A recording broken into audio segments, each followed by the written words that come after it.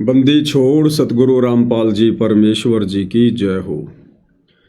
परमपिता परमात्मा सारी सृष्टि के रचनहार कुल मालिक असंख्य ब्रह्मांडों के स्वामी जगत गुरु तीनों लोकों में प्रवेश करके सबका धारण पोषण करने वाले राजाधिराज आत्माधार नाथों के नाथ देवों के देव महादेव सर्वेश्वर महेश्वर मृत्युंजय अजरो अमर आदि अनादि सनातनी प्रभु जगत पिता जगदीश्वर श्री श्री 1008 की उपाधि के वास्तविक अधिकारी अकाल मूरत सौद स्वरूपी राम वासुदेव सर्वगतम ब्रह्म परम पूज्य प्रथम पूज्य परम संत परम पुरुष परम धनी परम दयालु सत्य कबीर हक्का कबीर अल्लाहु कबीर अल्लाहु अकबर बाखबर अल्लाह ताला जगत के तारणहार जगत के मुक्तिदाता जगत के जगन्नाथ हारे के सहारे हिंदुओं के राम मुसलमानों के अल्लाह सिखों के वाहिगुरु ईसाइयों के मसीह दया के सागर दयानिधि करुणा के सागर करुणानिधि स्वयंभू परिभू संकट मोचन कष्ट हरण मंगल करण दुख भंजन अविगत कबीर निर्विकार निर्विषम परमात्मा अलय अलेख सतगुरु आदि अनादि सतगुरु असली मर्यादा पुरुषोत्तम असली राम असली कृष्ण असली घनश्याम असली मुरारी राजाओं के राजा महाराजाओं के महाराजा शहंशाहों के शहंशाह सम्राटों के सम्राट भगवानों के भगवान अल्लाहों के अल्लाह प्रभुओं के प्रभु मसीहाओं के मसीह सच्चे वाहिगुरु बाबाओं के बाबा पीरों के पीर सेठों के सेठ जगत सेठ सावलसा सेठ सर्वगुण संपन्न अनंत कोटि कलाओं के स्वामी अनंत कोटि ब्रह्मांडों के नायक योगियों में महायोगी ध्यानियों में महाध्यानी सिद्धों में परम सिद्ध ज्ञानियों में तत्व ज्ञानी ब्रह्म ज्ञानी महाज्ञानी परम ज्ञानी सर्वश्रेष्ठ ज्ञानी विज्ञानी युवा कबीर समृद्ध कबीर असमवात अमित ओझा सच्चे रहनुमा करीम अल्लाह सुभान अल्लाह दुनिया के अंतिम पैगंबर 8 सितंबर 1951 से गांव धनाना जिला सोनीपत हरियाणा भारतवर्ष की पावन भूमि पे प्रकट रियल कल्कि भगवान श्री नारायण साकार हरि श्री बाबा साहेब नूर अनंत परमात्मा सच्चे दरवेश सच्चे बाखबर संत श्रोमणी सतगुरु रामपाल जी परमेश्वर जी के चरण कमल में साध संगति से जुड़े हुए देश विदेश से आप और हम सभी सत्सेवक भाई बहनों का अनंत कोटि दंडवत प्रणाम। सत्साई भाई और बहनों, छोटे वाला मोबाइल सैमसंग वाला उसमें होगा छोटे वाले बैग में। सत्साई भाई और बहनों, बहुत बड़ी दया बहुत बड़ी मेहर पूज्य गुरुदेव भगवान की परमेश्वर रामपाल जी की, जिनके शुभ आशीर्वाद से विशेष आशीर्वाद से हर प्रकार से संघर्ष करते हुए मर्यादाओं में रहते हुए पूज्य गुरुदेव भगवान के अमर तत्व ज्ञान को आधार बनाकर उन्हीं के द्वारा प्रदत्त शास्त्र अनुकूल सत भक्ति मार्ग पर दृढ़ता के साथ निरंतर आगे की ओर बढ़ते हुए अपनी आत्मा के कल्याण हेतु आप और हम जितने भी साथ संगति से जुड़े हुए सत्सेवक भाई बहन हैं, ये पूज्य गुरुदेव भगवान की आप और हम सभी आत्माओं के ऊपर एक विशेष रजा है, एक विशेष मेहर है। गुरुदेव भगवान की इस रजा के बिना इस मेहर के बिना हम इस सतभक्ति मार्ग पर इतने दृढ़ होकर और इस कदर मर्यादाओं में रहकर भक्ति को सफल नहीं कर सकते। तो भाई और बहनों, जो साध संगति है वो सतगुरु रामपाल जी परमेश्वर जी के मिशन का एक अहम हिस्सा है, जो कि कलयुग की बिचली पीढ़ी में ही परमात्मा जी शुरू करते हैं अपनी आत्माओं को दृढ़ता दिलवाने के लिए। तो भाई और बहनों, पूज्य गुरुदेव भगवान के आशीर्वाद से वर्तमान में अपने मिशन के तहत हिसार जेल में बैठकर जो विशेष संदेश वे भेज रहे हैं, उन विशेष संदेशों के ऊपर साध संगति के माध्यम से निष्कर्ष निकालने की प्रक्रिया जारी है। इसी प्रक्रिया में आज विशेष संदेश नंबर 29 का भाग नंबर 4 है। आदरणीय धर्मदास जी की कथा चल रही है और धर्मदास जी की कथा के माध्यम से पूज्य गुरुदेव भगवान आप और हम वर्तमान कलयुग की बिचली पीढ़ी वाली आत्माओं को समझा रहे हैं। परमात्मा जी क्या कुछ अपने सत्संग के माध्यम से समझा रहे हैं, हम उसका विश्लेषण करेंगे।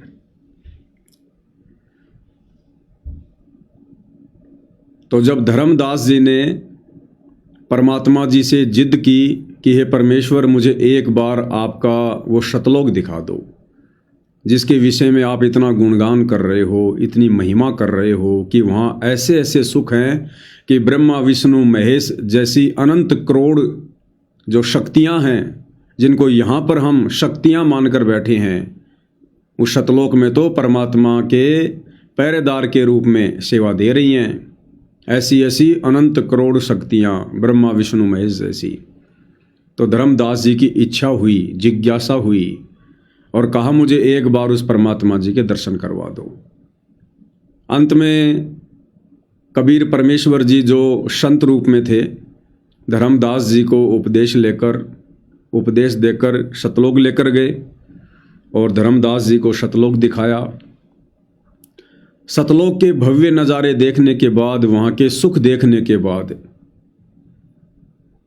धर्मदास जी ने परमात्मा जी से हाथ जोड़कर रो रो कर विनय करते हुए कहा कि मोहे राख लीजियो महाराज, हमसे बिगड़ी है। हे परमात्मा, हमसे तो बहुत बड़ी गलती हुई जो हमने आपके साथ में धोखा किया, हमने आपके वचन को तोड़ा और हम उस काल के साथ में उसी किस ब्रह्मांड रूपी जेल में जाकर रहने लगे।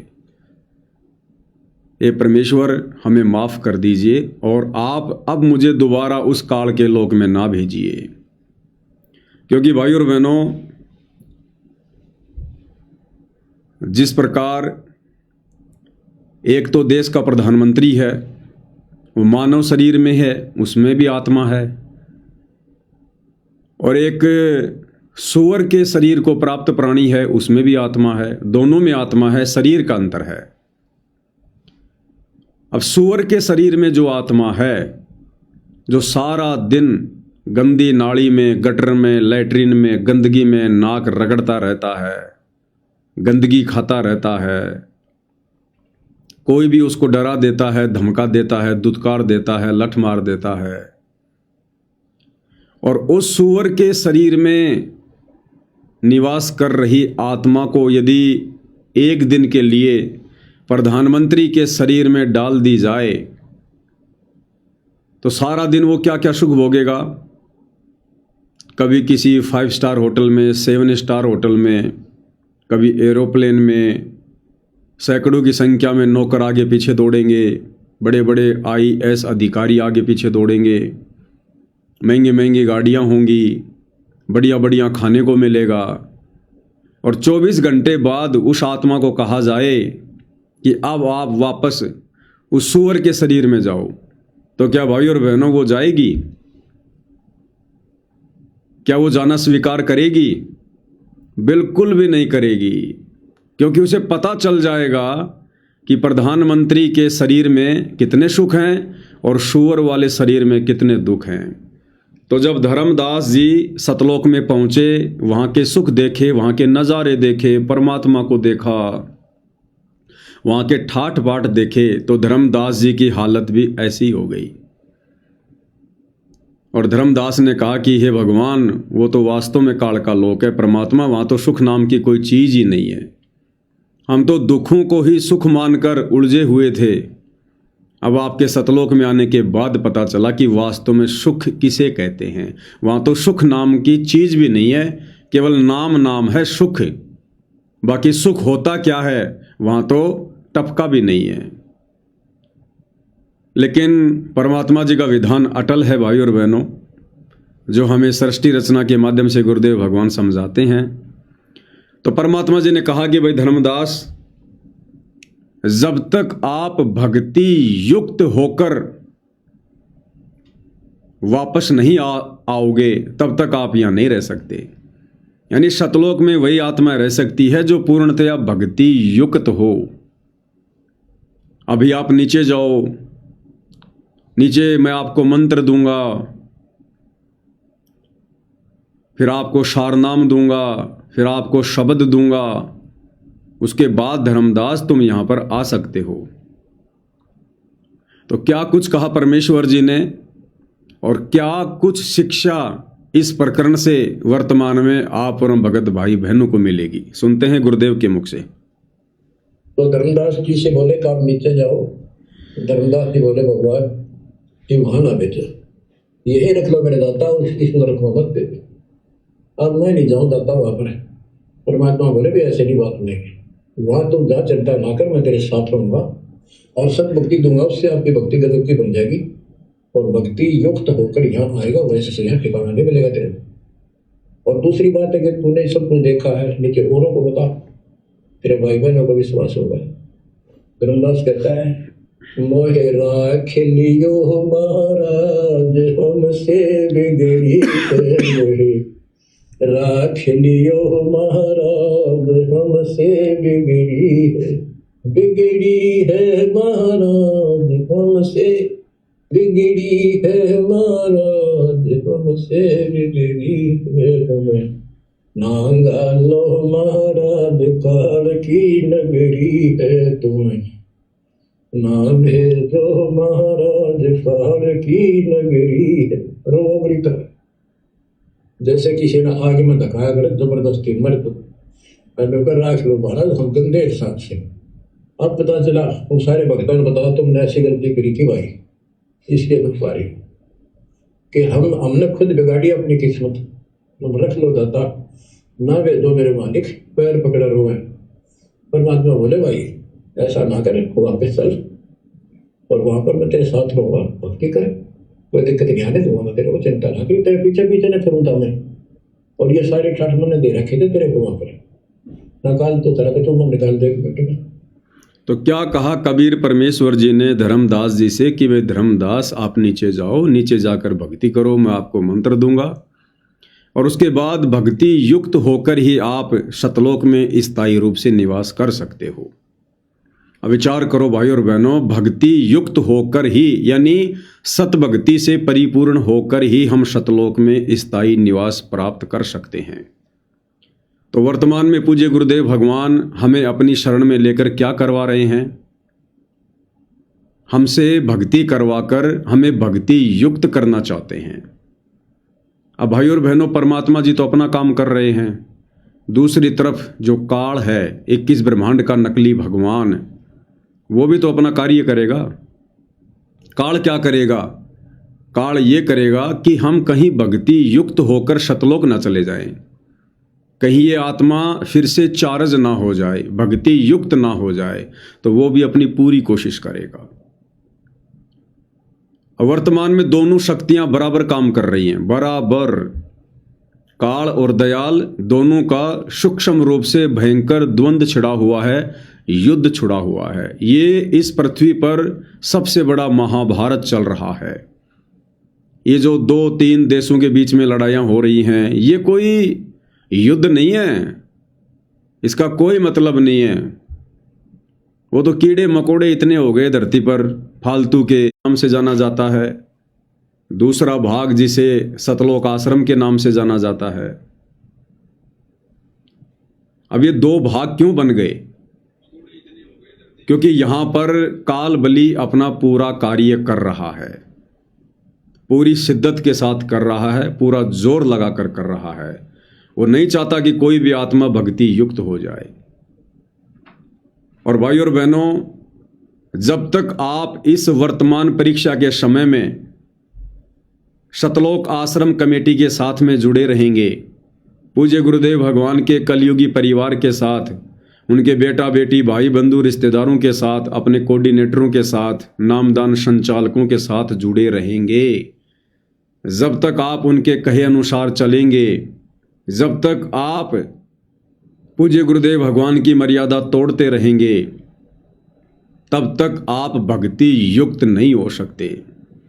कहने का मतलब है, वर्तमान में गुरु की गैर हाजिरी में इस परीक्षा के समय में सतलोक आश्रम मैनेजमेंट हरियाणा के साथ रहकर, उनके इन सतलोक आश्रमों से जुड़कर आप जी कभी भी भक्ति युक्त नहीं हो सकते, क्योंकि ये आश्रम वर्तमान में काल के द्वारा संचालित हैं, काल के द्वारा।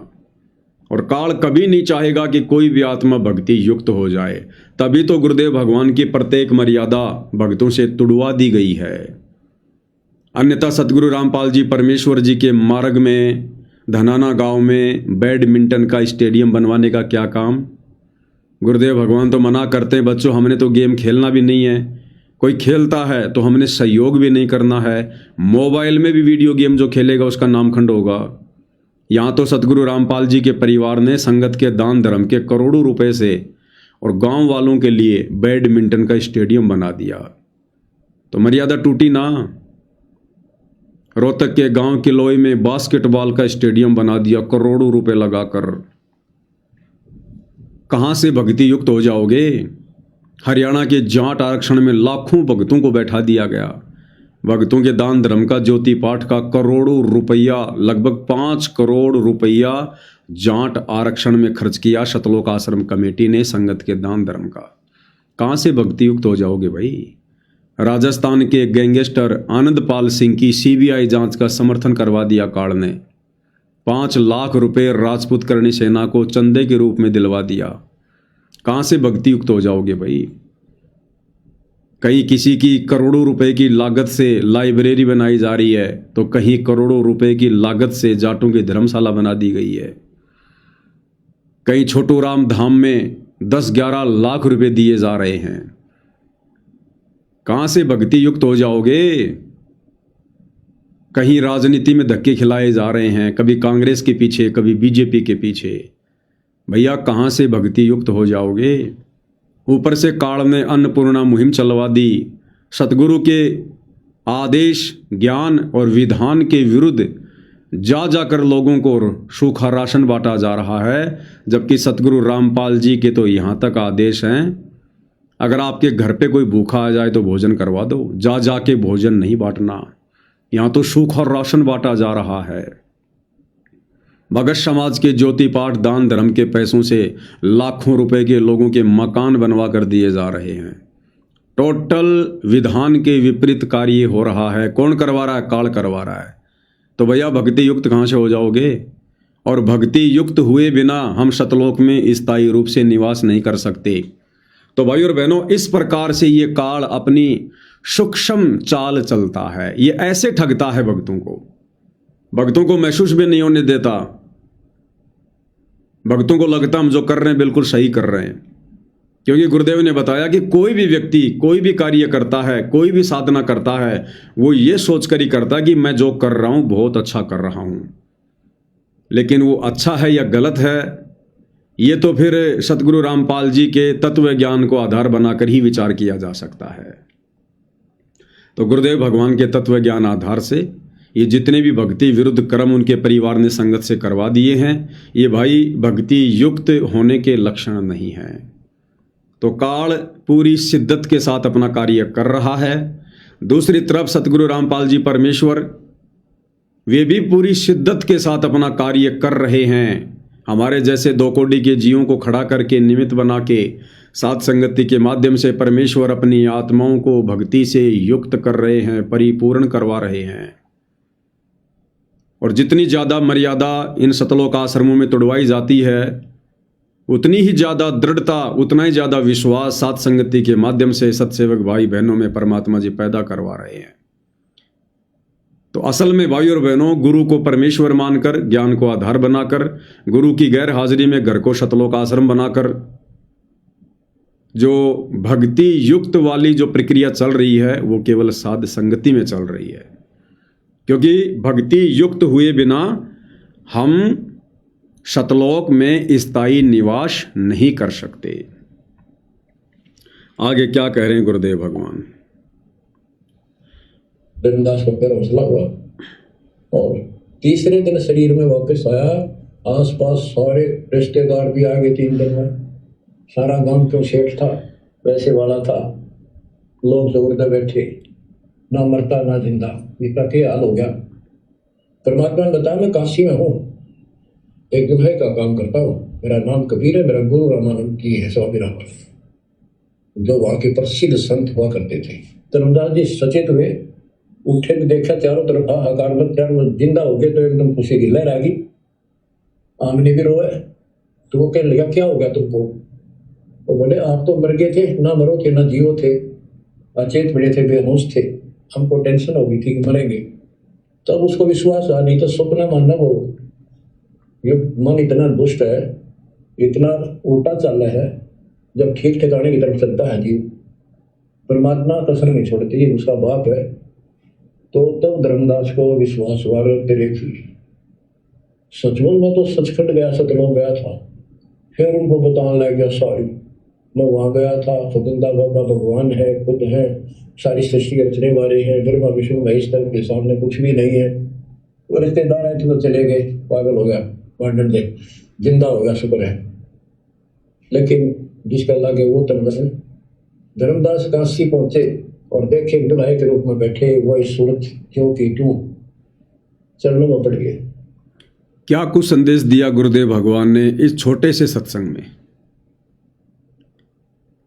परमात्मा जी ने धर्मदास जी को इतना सारा ज्ञान समझाकर, सतलोक दिखाकर फिर वापस छोड़ा। उसके बाद परमात्मा जी ने कहा कि धर्मदास, मैं काशी में रहता हूँ, मेरा कबीर नाम है, ऐसे ऐसे जुलाहे का काम करता हूँ और दीक्षा लेने के लिए तू वहाँ पर आ जाना।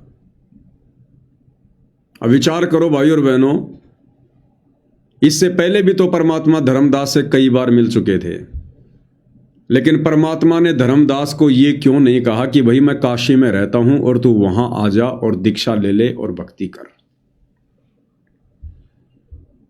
क्योंकि अगर परमात्मा धर्मदास जी को पहले काशी में बुलवा लेते और यदि दीक्षा भी दे देते तो धर्मदास जी दृढ़ होकर भक्ति नहीं कर पाते। धर्मदास जी को कभी विश्वास नहीं हो पाता कि वास्तव में ये परमात्मा है। और विशेषकर जुलाहे का कार्य करता हुआ देखकर, जुलाहे की भूमिका में परमात्मा को देखकर धर्मदास जी को बिल्कुल भी यकीन नहीं होता और धर्मदास जी उस भक्ति को त्याग देता, हो सकता है दीक्षा भी ना लेता, इतना अविश्वास कर बैठता। इसलिए परमात्मा जी ने पहले धर्मदास जी को थोड़ा बहुत ज्ञान से परिपूर्ण करना चाहा और धर्मदास जी को सतलोक दिखा दिया। सतलोक में स्वयं को सिंहासन पर बैठा हुआ दिखा दिया।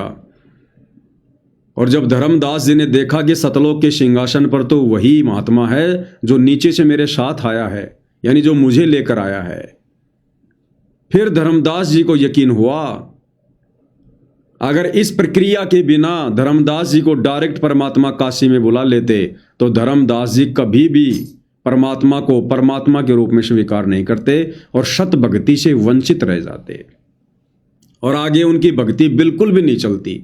अगर वो दीक्षा भी ले लेते तो वो गुरु को मानुष ही मानते। उनके मन से कभी भी ये वहम नहीं निकलता कि ये जुलाहा परमात्मा कैसे हो सकता है, ये भगवान कैसे हो सकता है, इससे ज़्यादा धनी तो मैं धर्मदास हूँ, ये तो झोपड़ी में रहता है, गरीब है और ये कहता कि मैं सारी सृष्टि का मालिक हूँ, मैं सबको जो है भोजन खिला रहा हूँ, सबका पालन पोषण कर रहा हूँ। तो धर्मदास के मन में आता कि इससे बड़ा सेठ तो मैं हूँ, ये काहे का सेठ, काहे का भगवान। और गुरु पर यदि इतना अविश्वास हो गया तो भक्ति फिर आगे चल नहीं सकती।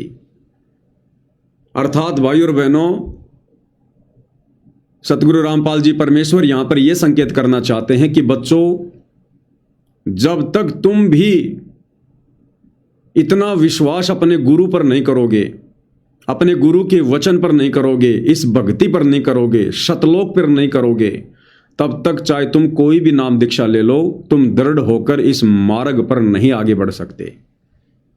और तुम्हारे मन में काल हजार हजार ना जाने कितनी कितनी शंकाएं पैदा करेगा, तुम्हें कभी भी दृढ़ होकर भक्ति पर नहीं लगने देगा। इसके लिए भाई और बहनों, परमपिता परमेश्वर जी ने इतने खाड़े किए। सन 1994 से सतगुरु रामपाल जी ने गांव गांव जाकर, नगर नगर जाकर पाठ प्रकाश किए, सत्संग किए, ढेर सारी पुस्तकें लिखी, दिन रात हजारों की संख्या में सत्संग करके छोड़ दिए। शास्त्रों से, वेदों से, गीता से, कुरान से, पुराण से, बाइबल से, गुरु ग्रंथ साहिब से इतने ढेरों प्रमाण दिए। तब जाकर भाई और बहनों आज हमें यकीन हो पाया कि सतगुरु रामपाल जी कौन हैं, उनके द्वारा चलाया गया ये पंथ क्या है। अगर ये परमात्मा हमें इतने ढेरों प्रमाण ना देते और साथ में यदि भगत के अटके हुए कार्य सिद्ध ना करते, यदि ऐसे चमत्कार ना दिखाते, भगत के घर में लाभ ना देते, तो भाई और बहनों आज हमें भी यकीन नहीं हो पाता कि सदगुरु रामपाल जी ही परमात्मा हो सकते हैं। और इतना सब कुछ होने के बाद फिर परमेश्वर जी ने अपने मोक्ष मार्ग की शुरुआत की सन 2014 बरवाला कांड के बाद साध संगति की। इससे पहले हम साध संगति से नहीं जुड़ सकते थे। इससे पहले हम साध संगति से जुड़कर अपने गुरु को परमात्मा मानकर भक्ति नहीं कर सकते थे। इस साध संगति से जोड़ने के लिए, जो कि सतलोक के लिए मोक्ष का दरवाजा है, सतलोक के लिए ट्रेनिंग सेंटर है, इस साध संगति रूपी ट्रेनिंग सेंटर से जोड़ने के लिए गुरुदेव भगवान ने इतने प्रयत्न किए। जैसे धर्मदास जी को काशी बुलाने के लिए परमात्मा जी ने पहले कितने प्रयास किए, कितने प्रयत्न किए, उसके अंदर विश्वास पैदा करने के लिए। और यही कारण है भाई और बहनों, इतना सब कुछ देखने के बाद आंखों, उसके बाद आज हम साध संगति से जुड़कर भक्ति कर पा रहे हैं। अन्यथा साध संगति से जुड़ना कोई बच्चों का काम नहीं है, ऐरी गैरी आत्माओं का काम नहीं है, जो साध संगति से जुड़कर और साध संगति की मर्यादाओं में रहकर जो भक्ति कर सके। इन सतलोक आश्रम से जुड़े भाई बहनों से तो 21 मर्यादा ही पूरी तरह से नहीं निभाई जा रही। प्रथम नाम दीक्षा के समय जो 21 सूत्रीय नियम है, हालांकि फोरम पर तो 11 नियम है, लेकिन ज्ञान गंगा पुस्तक में 21 नियम है प्रथम नाम दीक्षा के समय। तो सतलोक आश्रमों से जुड़े भाई बहनों से, गुरुदेव के कलयुगी बेटा बेटी, भाई बंधु रिश्तेदारों से, इन कोऑर्डिनेटरों से, इनसे तो 21 सूत्रीय नियम भी अच्छे से फॉलो नहीं किए जा रहे। और साध संगति से जुड़े भाई बहन, आपने अगर शंका समाधान की पुस्तक मंगवा कर पढ़ी है तो आपको पता चलेगा 180 नियम तो शंका समाधान की पुस्तक में हैं। 180 नियम तो शंका समाधान की पुस्तक में हैं। और इसके अलावा और सैकड़ों की संख्या में नियम सत्सेवक भाई बहन फॉलो करते हैं, जिन नियमों का इन आश्रमों से जुड़े भाई बहनों को तो पता भी नहीं है। ये लोग तो बेसिक नियम भी फॉलो नहीं कर रहे।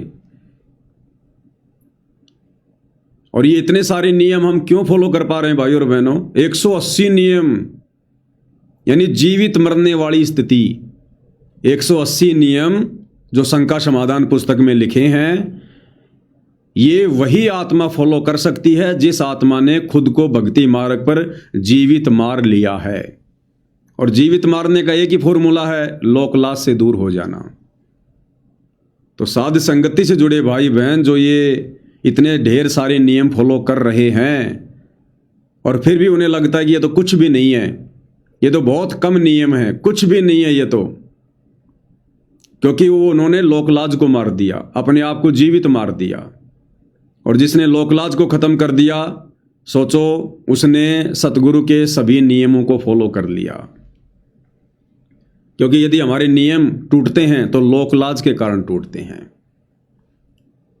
क्या कहेंगे, क्या सोचेंगे, दबाव, प्रेशर, डर, भय, ये सब लोकलाज के कारण होता है।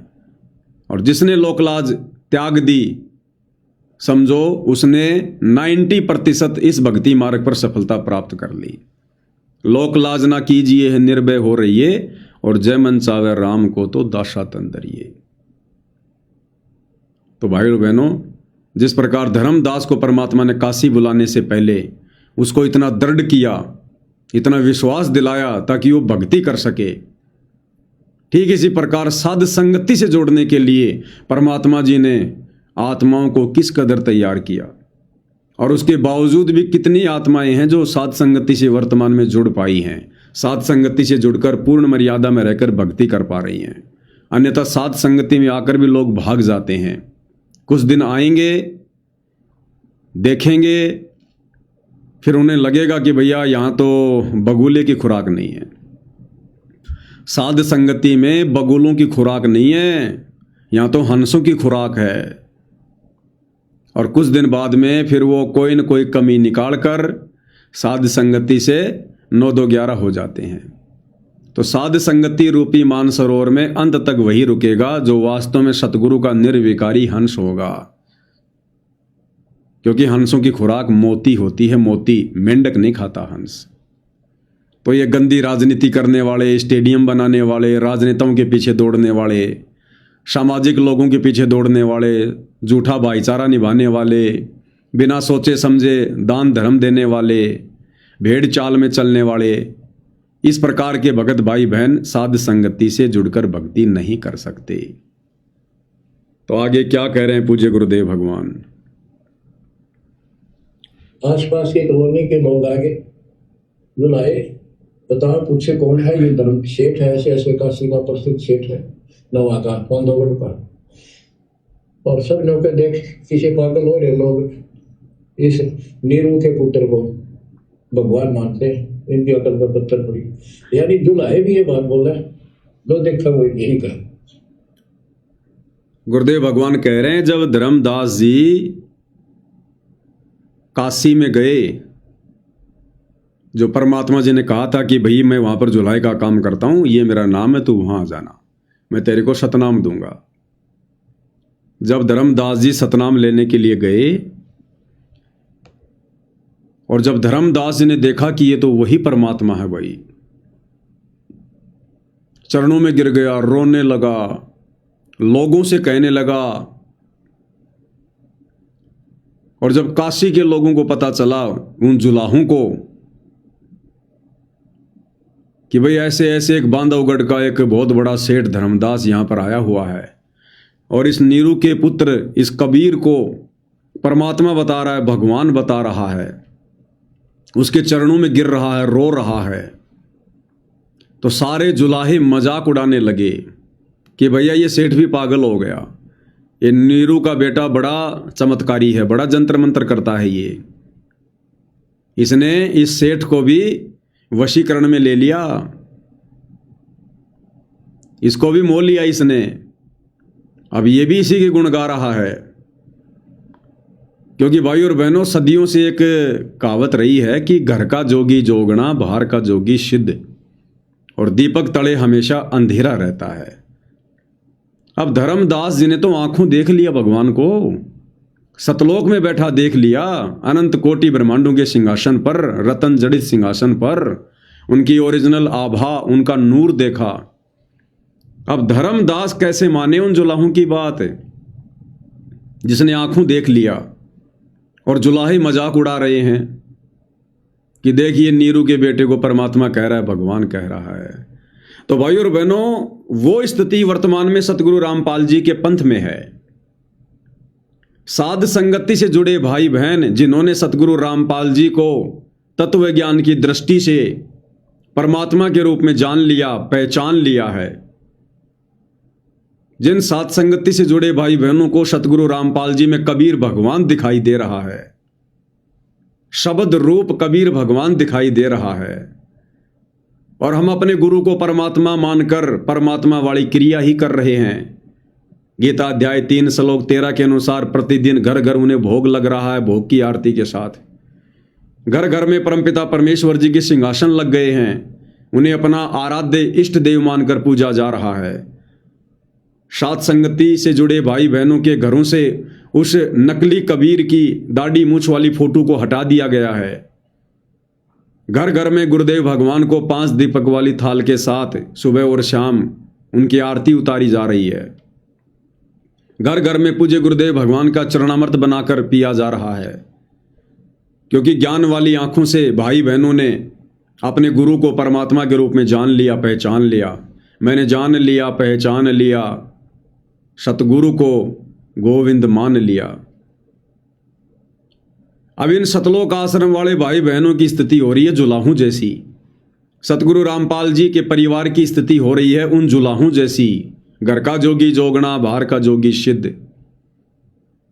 जब हम अपने गुरु को परमात्मा मानकर इस प्रकार की जो भक्ति क्रिया है वो करते हैं, तो इन आश्रमों से जुड़े भाई बहनों को, गुरु जी के परिवार वालों को, इनको मजाक लगता है कि ये सारे के सारे सत्सेवक पागल हो गए हैं।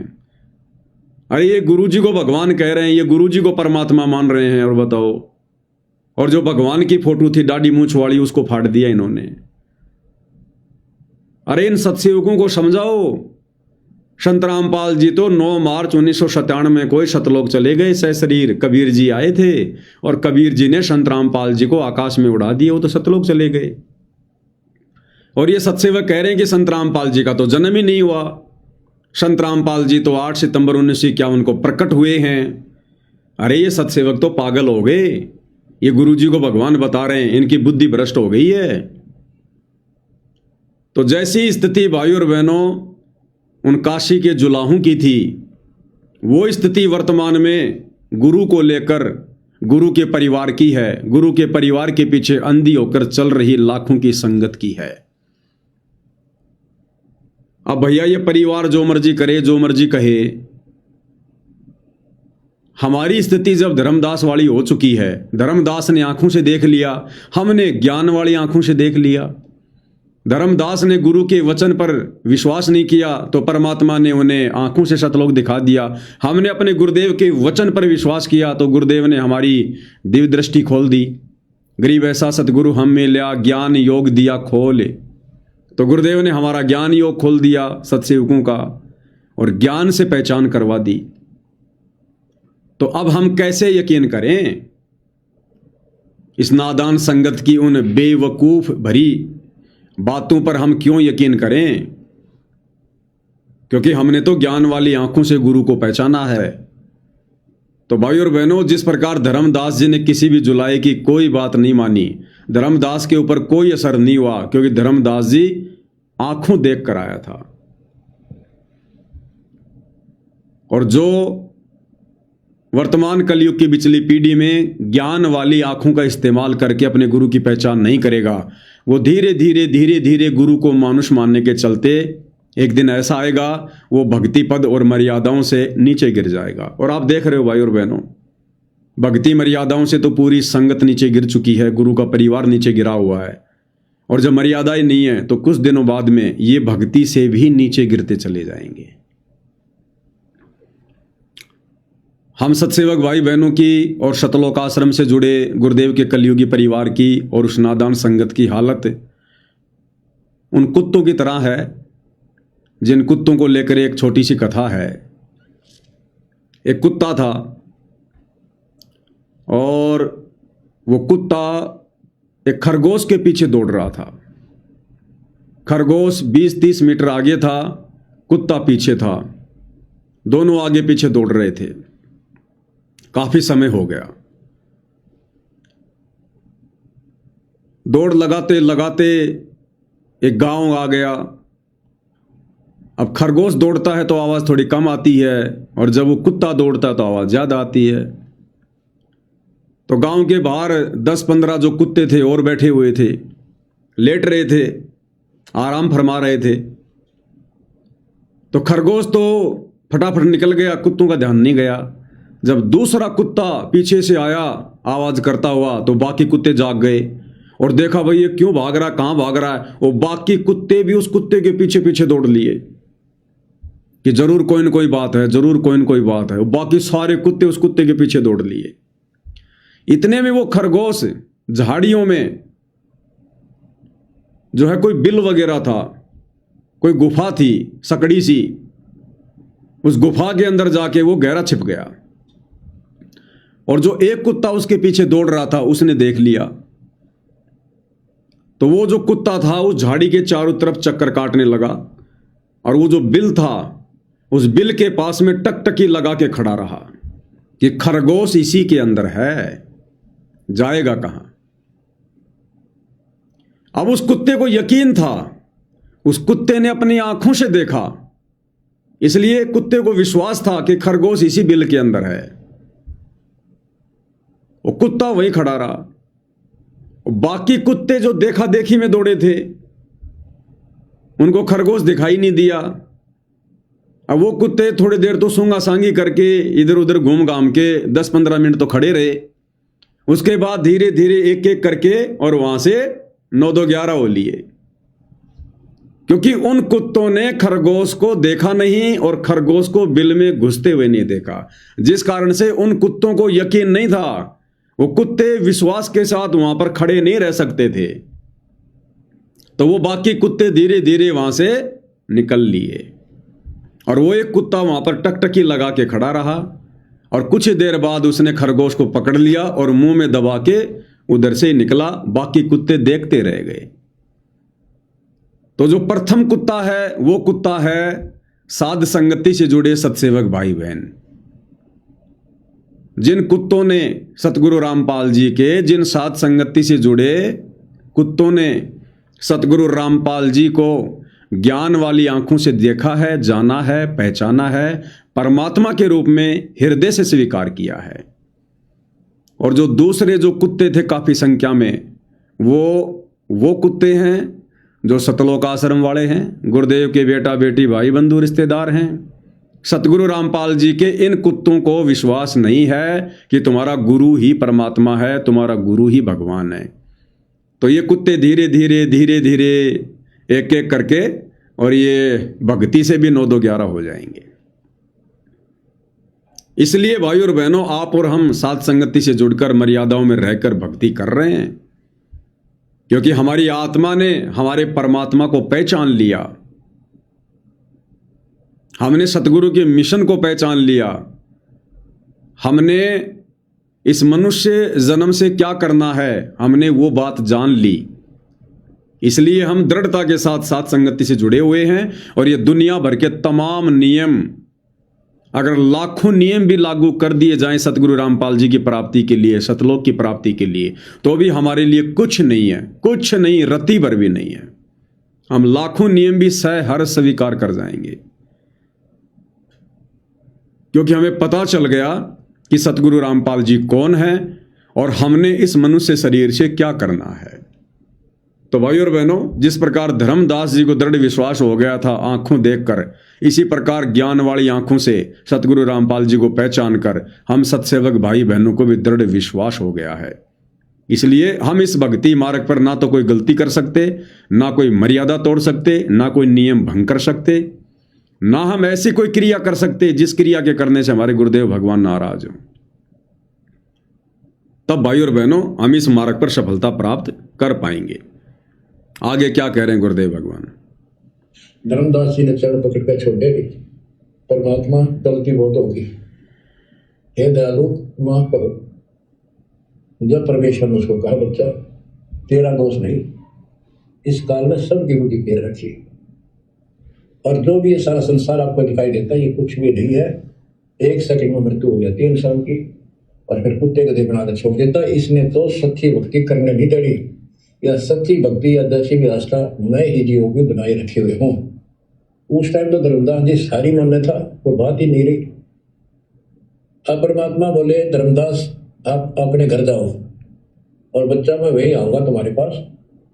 धर्मदास बोला, जी आइयो, मेरा बेटा ने भी समझाइयो। और फिर धर्मदास जी को कबीर परमात्मा जी ने काशी में क्या कहा कि बेटा धर्मदास, अब तू वापस बांधवगढ़ जा और मैं वहीं आऊंगा तेरे पास में। अब मैं तेरे पास में वहीं आऊंगा। क्यों कहा परमात्मा ने ऐसा? जबकि गुरु के पास तो शिष्य न जाना चाहिए, बार बार जाना चाहिए। यहां पर गुरु कह रहा है अपने शिष्य से कि बेटा तू घर जा, मैं तेरे पास घर पर ही आऊंगा। जबकि उस समय तो परमात्मा के लाखों की संख्या में शिष्य हो गए थे। क्यों कहा परमात्मा ने कि अब तू वापस जा घर पर और मैं वहीं आऊंगा? भाई और बहनों, जब हम अपने गुरुदेव भगवान को जान लेते हैं, पहचान लेते हैं, अब जान लेंगे, पहचान लेंगे, तो फिर मर्यादा तोड़ने का तो सवाल ही पैदा नहीं होता। फिर तो जब इतना विश्वास एक भगत को, एक शिष्य को अपने गुरुदेव भगवान पर हो जाता है, उसके बाद वो गुरु उस भगत के घर पर शब्द रूप में प्रकट हो जाता है। फिर परमात्मा उसे भटकाता नहीं है, उसे धक्के नहीं खिलाता है। फिर परमात्मा उस विश्वासी आत्मा से भक्ति करवाता है। आज हम सत्सेवक भाई बहन गुरु की गैर हाजिरी में इन सतलोक आश्रमों में जाकर धक्के क्यों नहीं खा रहे?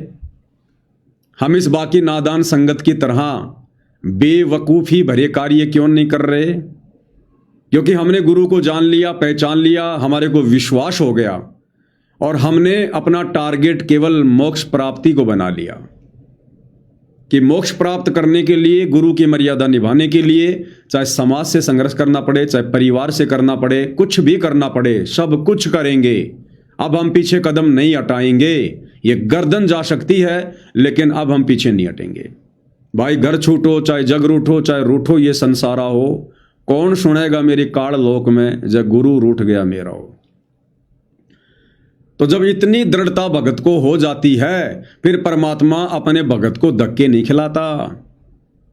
और 2014 बरवाला कांड के बाद साध संगति से जुड़कर हम भगत भाई बहनों को इतनी दृढ़ता आ चुकी है, हमने गुरुदेव भगवान को परमात्मा के रूप में स्वीकार कर लिया है, हमने विश्वास कर लिया है कि हमारे गुरुदेव के अलावा सृष्टि में दूसरा कोई कबीर, कोई भगवान नहीं है।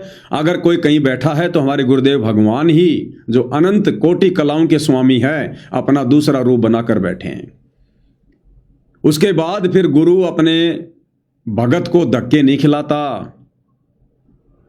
अरे गुरु अपने शिष्य को बार बार क्यों बुलाता है? ज्ञान से परिपूर्ण करने के लिए, विश्वासी बनाने के लिए, दृढ़ता देने के लिए।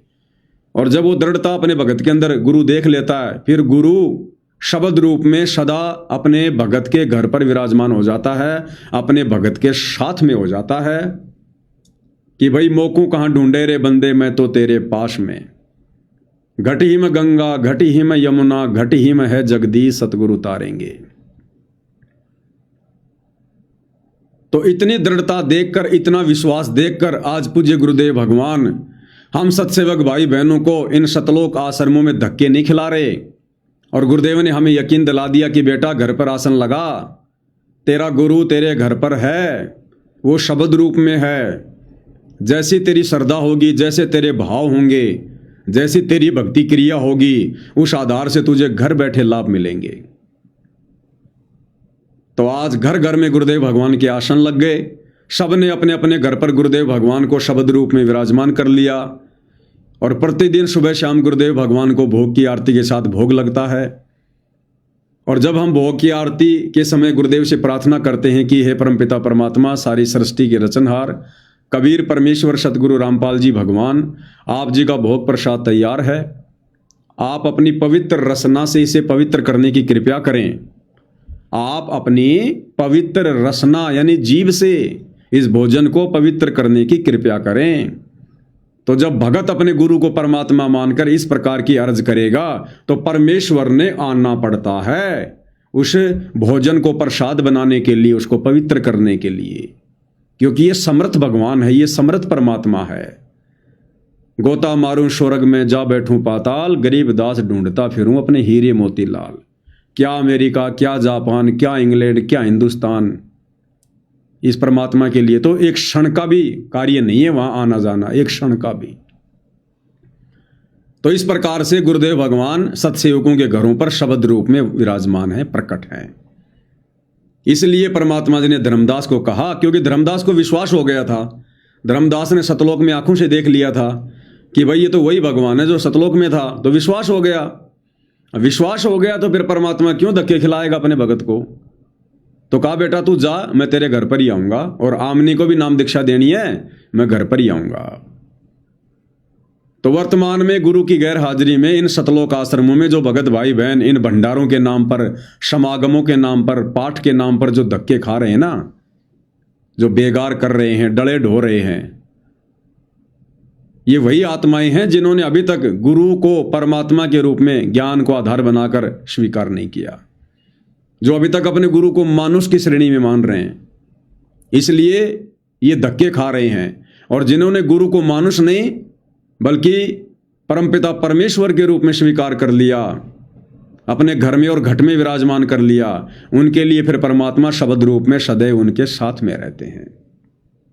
और जब हमारे पूज्य गुरुदेव भगवान जो कुछ समय के लिए लीला करते हुए शारीरिक रूप से आप और हमारे से दूर हैं, जब गुरुदेव भगवान अपने मिशन को पूरा करके जेल से बाहर आएंगे, जहां भी आएंगे, उस समय हम दौड़े दौड़े जाएंगे परमेश्वर के दर्शनों के लिए।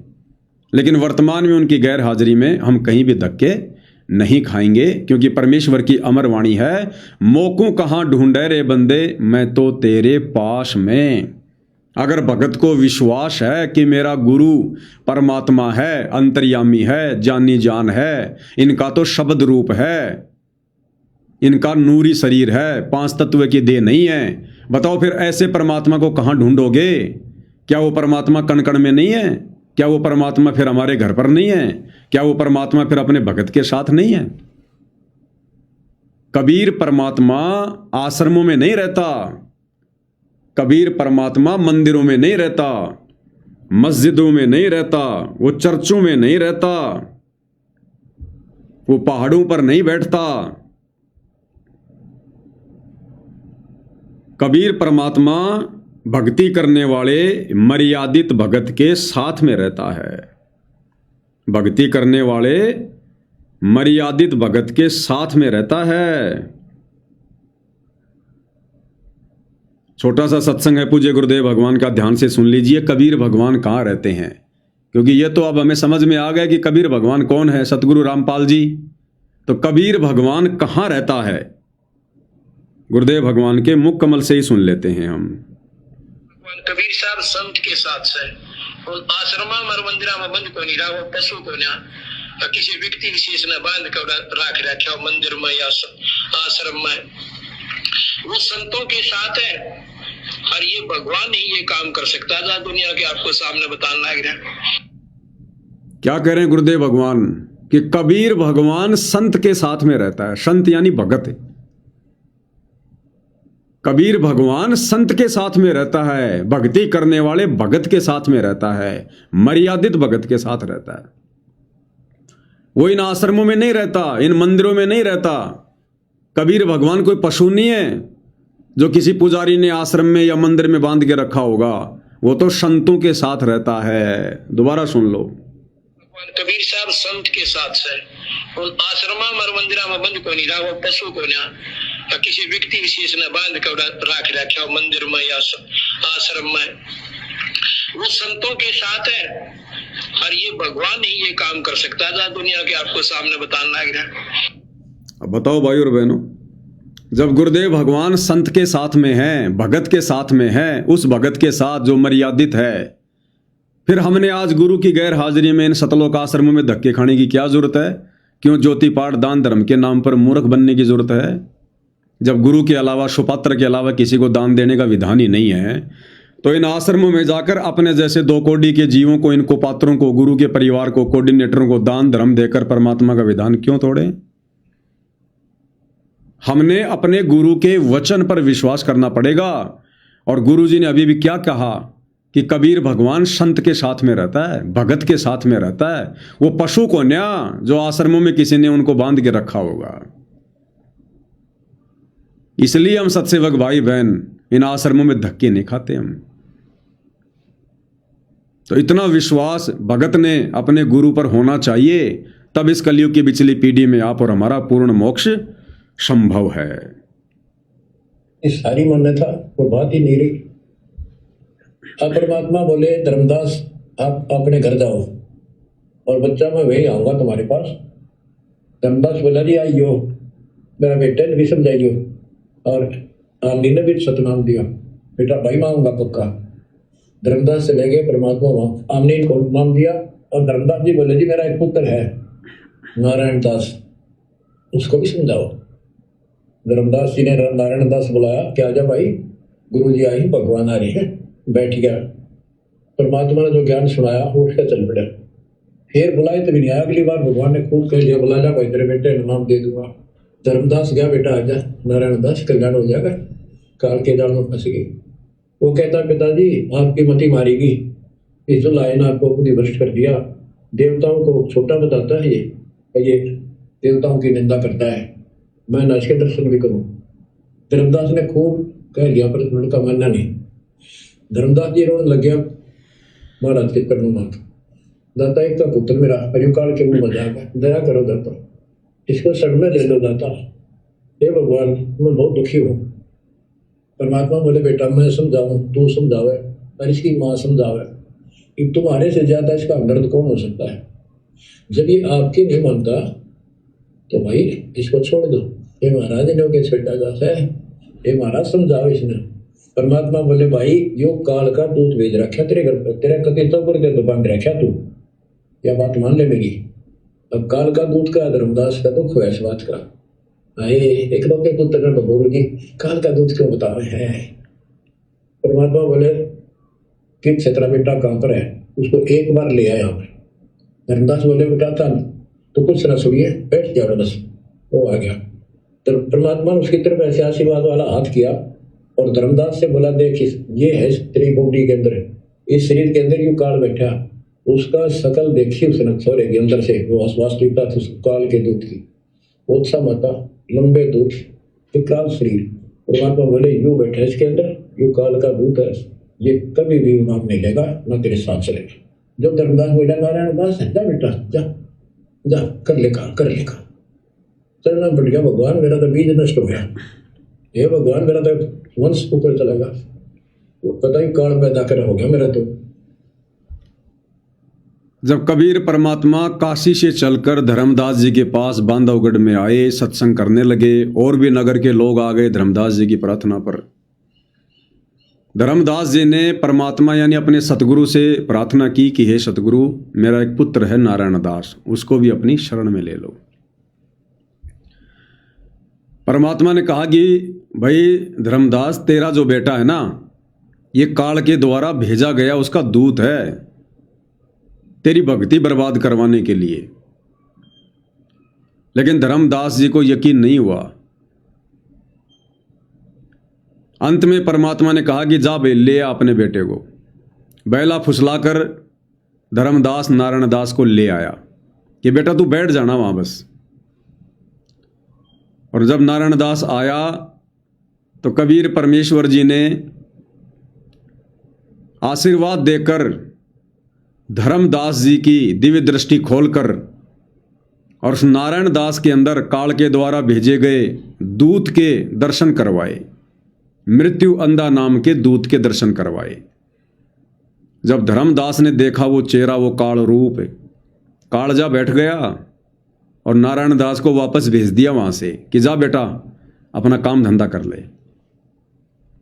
उसके बाद धर्मदास सिर पकड़कर बैठ गया कि हे भगवान, मेरा तो बीज नाश हो गया, हे भगवान मेरा तो कुल नाश हो गया, मेरा तो एक ही बेटा और ये काल का दूत, मेरा तो बीज नाश हो गया, मेरा तो वंश नाश हो गया, मेरा वंश कैसे चलेगा। अब मालिक अंतर्यामी थे, जानी जान थे भाई और बहनों। अब परमात्मा जी ने क्या बताया धर्मदास जी को वंश के बारे में, ये आज हम कलयुग की बिचली पीढ़ी वाले भक्तों के लिए शिक्षा है। ये कबीर सागर धर्मदास की कथा, ये आप और हमारे लिए सारा प्रयत्न किया जा रहा है गुरुदेव भगवान के द्वारा कि हम दृढ़ हो जाएं, हम कोई भी ऐसी गलती ना करें, हमारे अंदर कोई भी ऐसी कमजोरी ना रहे जो कमजोरी धर्मदास जी के अंदर थी। इन कथाओं के माध्यम से हमने दृढ़ होना है, हमने शिक्षा लेनी है। इस परिवार मोह में, इस पुत्र मोह में कहीं हम अपनी भक्ति बर्बाद ना कर दें, इस वंश के चक्कर में, इस खानदान के चक्कर में। तो क्या कहा परमपिता परमेश्वर जी ने धर्मदास से, सुनिएगा। तो परमात्मा बोले वंश में क्या चापेगा तो पीछा छुटवा ले ऐसे बेटा, क्या करेगा इस वंश का। ये तो काल खाई खुराक का पहन पोशाक का यम का करना पड़ता है, लेकिन हमारे तो रंग चल रहा है। लोग के कहेंगे फलाना के कहेगा संतान ना हुई थी, संपत्ति ने कौन का, कई बीमारी बांट रखी, कई रोग ला रखे का। क्या करें गुरुदेव भगवान, धर्मदास जी से कहा कि इस वंश को क्या तू चाटेगा, क्या करेगा इस वंश को। अरे तू तो मर जाएगा कल को, अब तेरे मरने के बाद तेरा वंश चले ना चले, नालायक तेरे को क्या फायदा इससे। तू तो चला गया यहां से, अगर मोक्ष नहीं हुआ तो दूसरी योनि में जाएगा, तो वहां जाकर अपना वंश चलाएगा, पीछे वाले वंश की तेरे को याद भी नहीं रहेगी और ना वो तेरे को याद करेंगे। तो परमात्मा जी कह रहे हैं क्या चाटेगा तू इस वंश को, इस खानदान को। यहां से तो बीज नाश, अच्छा यहां से तो बीज का नाश होना, वंश का नाश हो जाए, इससे बढ़िया बात और क्या हो सकती है। यदि हमारे द्वारा चलाया गया वंश, यानी हमारे बेटा बेटी पोता पोती अगर मर्यादा में नहीं रहे, और मर्यादा में नहीं रहेंगे तो उनका मोक्ष नहीं होगा, और मोक्ष नहीं होगा तो क्या होगा? फिर वो काल की खुराक बनेंगे। वो हमारे द्वारा चलाया गया वंश फिर वो काल की खुराक बनेगा। खाई खुराका पहन पोशाका यम का बकरा पलता है। तो हम तो काल की खुराक तैयार करके जा रहे हैं। तो समझदार भगत तो इस चक्कर में पड़ेगा ही नहीं। समझदार भगत तो रमेणी के चक्कर में नहीं पड़ेगा, और रमेणी हो गई है और यदि बच्चे नहीं हैं तो वो बच्चों के चक्करों में नहीं पड़ेगा, और यदि बच्चे हो गए हैं तो फिर वो कोशिश करेगा किसी भी प्रकार से इनको भक्ति पे लगा दूं, इनको परमात्मा के प्रति समर्पित कर दूं, ताकि अंत समय में ये मेरे मोक्ष में भी बाधक ना हो, मुझे भी ये पुत्र मोह व्याप्त ना हो। मुझे इतना संतोष होगा कि हाँ ये सुरक्षित हाथों में है, गुरुदेव भगवान के चरणों में है, और जैसे आज परमात्मा मुझे पार कर रहे हैं ऐसे परमेश्वर इसको भी पार करेंगे, इसकी भी नैया पार लगाएंगे। तो भगत फिर निसंशय हो जाता है। और वंश के चक्कर में ना हमारी भक्ति बनी ना हमारे बच्चों की भक्ति बनी, तो सारे के सारे काल की खुराक बनेंगे, काल की खुराक है। तो गुरुदेव भगवान कह रहे हैं क्या चाटेगा तो इस वंश ने? यहां किसका वंश चलता है? यहां काल और दुर्गा का वंश नहीं चलता। ये काल और दुर्गा के तीनों बेटे भी यहां पर मरते हैं, लक 84 में जाते हैं, इनका वंश नहीं चलता भाई। काल और दुर्गा खुद को समाप्त होना पड़ता है।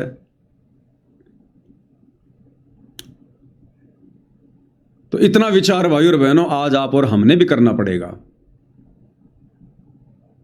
परमात्मा कहते हैं यहां कौन बसावे खेड़ा, ये आवन जान बखेड़ा।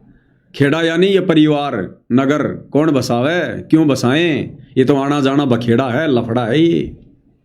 ना जाने हमारे द्वारा चलाए गए कितने वंश आज राजधानी एक्सप्रेस की तरह चल रहे होंगे। अब विचार कर लो भाई और बहनों, हम कब से हैं यहां पर? हम कब से आए? सतलोक से आए हुए कितना समय हो गया, गिनती नहीं है। और जब से आए हैं तब से हम यहां पर लक 84 में या फिर मनुष्य जन्म प्राप्त कर रहे हैं। ऊपर हम स्वर्ग लोक में भी रहे हैं, अन्य लोकों में भी रहे हैं, वहां भी हमने शादियां की हैं। हम देवता भी बने हैं, महादेव भी बने हैं, देवराज इंद्र भी बने हैं, लक 84 में गधे कुत्ते सुअर भी बने हैं, मनुष्य भी बने हैं जैसे आज हैं। अब सोचो भाई और बहनों, आप और हमारे द्वारा चलाए गए कितने वंश चल रहे हैं। मान लीजिए मैं पवन दास, और मेरे को परमात्मा जी ने सीधा मिनी सतलोक से भेजा है, या मान लो किसी और लोक से भेजा है, क्योंकि मिनी सतलोक में तो ये संतान उत्पत्ति वगैरह नहीं है, वहां तो परमात्मा आत्माओं को बीज रूप में रखते हैं। मान लीजिए मुझ पवन दास को परमात्मा जी ने स्वर्ग से नीचे भेजा है। अब स्वर्ग में मैं क्या था? कोई राजा हूंगा, छोटा मोटा कोई देव हूंगा, और वहां पर मेरी पत्नी भी होगी, मेरे बच्चे भी हुए होंगे।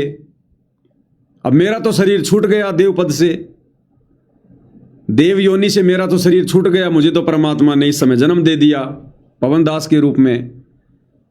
अब जब मैं देवलोक में था, वहां जो मेरा वंश चल रहा है, अब सोचिए वो कितना लंबा चौड़ा हो गया होगा। बेटे के बेटे, बेटे के बेटे, बेटे के बेटे, अब वहां तो मेरा वंश चल रहा है, और मैं यहां पर धरती पर आकर दूसरा वंश शुरू कर दिया। और कल को पार नहीं हुआ तो कल को फिर मैं गधे की योनि में जाके फिर तीसरा वंश शुरू कर दूंगा। तो आप और हमने ना जाने कितने वंश चला रखे हैं, गिनती नहीं है, इतनी ब्रांचें खोल रखी हैं। लक 84 योनियों में हमारे वंश चल रहे हैं। हम गधे थे, वहां भी अपना वंश चला के आए हैं। उस गधे के शरीर में उन बच्चों से इतना ही प्यार था कि हे भगवान कोई मेरे बच्चों को खा ना जाए, कोई नुकसान ना दे दे, इतना ही प्यार प्रेम था। हम कुत्ते की योनि में थे, ना जाने कितने कुतरू पैदा कर करके हम यहां पर आज आए हुए हैं। हमारे वंश चल रहे हैं। क्या पता हमारे वंशज आज हमारे सामने गलियों में एक रोटी के टुकड़े के लिए काऊ काऊ करते घूम रहे हैं, भौं भौं करते घूम रहे हैं। और क्या पता आज हम अपने ही वंशजों को रोटी का टूक नहीं डाल रहे। इसलिए परमात्मा कहते हैं ये आवन जान बखेड़ा या कौन बसावे खेड़ा। तो गुरुदेव कह रहे हैं धर्मदास के तो चाटेगा इस वंश ने, ना जाने तूने कितने वंश चला चला के छोड़ दिए। आज गलियों में धक्के खा रहे एक रोटी के टुकड़े के लिए। कोई गंदी नाले का कीड़ा बन के घूम रहा है। जब हम गंदी नाले के कीड़े थे वहां भी तो हमने वंश चलाया। ये रजोगुण तो सभी के अंदर है। लक 84 में तो कीड़े बनकर भी तो हमने बच्चे पैदा किए हैं, और कितने किए गिनती नहीं होगी। आज उस कीट योनि में भी हमारे वंश चल रहे हैं, और हम बैठे यहां मनुष्य योनि में। अब इस मनुष्य योनि में वंश चला के मैं कौन सा तीर मार लूंगा? काल की खुराक ही तैयार करके जाऊंगा। इसलिए परमात्मा जी कह रहे हैं कि बेटा जब तक ये भक्ति नहीं मिलती है, सच्चा सतगुरु नहीं मिलता है, सतलोक जाने का मार्ग नहीं मिलता है, तब तक तो बेटा मजबूरी वश वंश चलाने पड़ते हैं काल के अधीन होकर, रजोगुण के अधीन होकर। तुम्हारी बस की बात नहीं है। अरे नालायकों, अब तो यहां से पीछा छुटवाने का रास्ता मिल गया, समाधान मिल गया। अब भी हम वंश के चक्कर में पड़े रहेंगे क्या? अब भी हम काल की खुराक तैयार करने में लगे रहेंगे। इसलिए धर्मदास जी को कहा परमात्मा ने कि ये बेटे का चक्कर छोड़,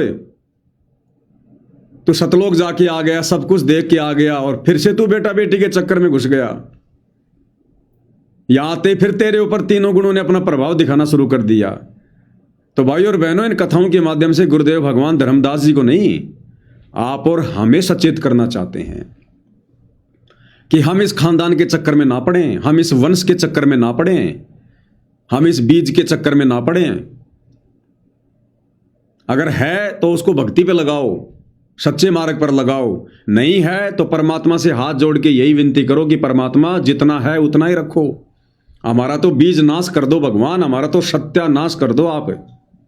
पूरे खानदान का जितने भी हैं इन सब का सत्यानाश कर दो परमात्मा। अंतिम मनुष्य जन्म कर दो। ना रहेगा बांस, ना बजेगी बांसुरी। धर्मदास की तरह आगे की पीढ़ियों की चिंता ही नहीं सताएगी कभी शौपन में भी। सतलोक के शौपन आएंगे, सतलोक की चिंता बनेगी फिर। तो ये है भाई और बहनों ज्ञान आधार। अगर ये मार्ग समझ में आ जाता है, सतगुरु का मिशन समझ में आ जाता है, और यदि इस बात का पता चल जाए कि मैंने क्या करना है, इस मनुष्य जन्म को प्राप्त करके और लोगों की तरह अज्ञानता में बर्बाद करना है, इसी दुनियादारी के चक्कर में पड़े रहना है, या फिर हमने सतलोक प्राप्त करना है, तो फिर इतनी दृढ़ता भगत को चाहिए। तब जाकर परमात्मा अपना आशीर्वाद रखेगा फिर। तो क्या कहा भगवान ने? तो परमात्मा बोले वंश ने क्या चाटेगा, तो पीछा छुटवा ले ऐसे बेटा, क्या करेगा इस वंश का? ये तो काल खाई खुराक का पहन पोशाक का यम का करना पड़ता है। लेकिन हमारे तो रंग चढ़ गया है। लोग के कहेंगे, फलाना के कहेगा, संतान ना हुई थी, संपत्ति ने कोने का, कई बीमारी बांट रखी, कई रोग ला रखे का। अब जैसे मेरे घर की बात कर लो, क्योंकि मैं तो भाई और बहनों हमेशा मेरी बता सकता हूं, दूसरे की नहीं। अब मैं पवन दास, 2 लड़के दिए परमात्मा ने, 2 भाई के बच्चे, एक लड़की एक लड़का, दोनों भक्ति कर रहे हैं साथ में। माँ है, एक मेरी पूर्व धर्मपत्नी जो वर्तमान में बहन के रूप में है। अब 2 लड़के हैं।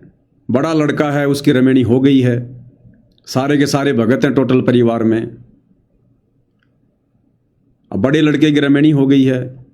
अब भाई और बहनों, मुझ पवन दास की कतई इच्छा नहीं है, ये दास फॉर्मेलिटी नहीं करता है। इस लाइव में अपने गुरुदेव भगवान के चरणों की सौगंध खा के कहता हूं, अगर झूठ बोलूं तो मेरा सत्यानाश हो। मुझ पवन दास को रत्ती भर भी इच्छा नहीं है कि मैं अपने पोते का मुंह देखूं या मैं अपनी पोती का मुंह देखूं। मुझे रत्ती भर भी इच्छा नहीं है। उल्टा मैं गुरुदेव भगवान से ये अरदास करता हूं कि परमात्मा अगर हो सके तो बीज नाश कर देना। मुझे नहीं पता कि जो मेरा लड़का है उसके अंदर क्या भावना है, घर में जो बेटी आई है उसकी क्या इच्छा है, मुझे नहीं पता। ये उनकी इच्छा के ऊपर है।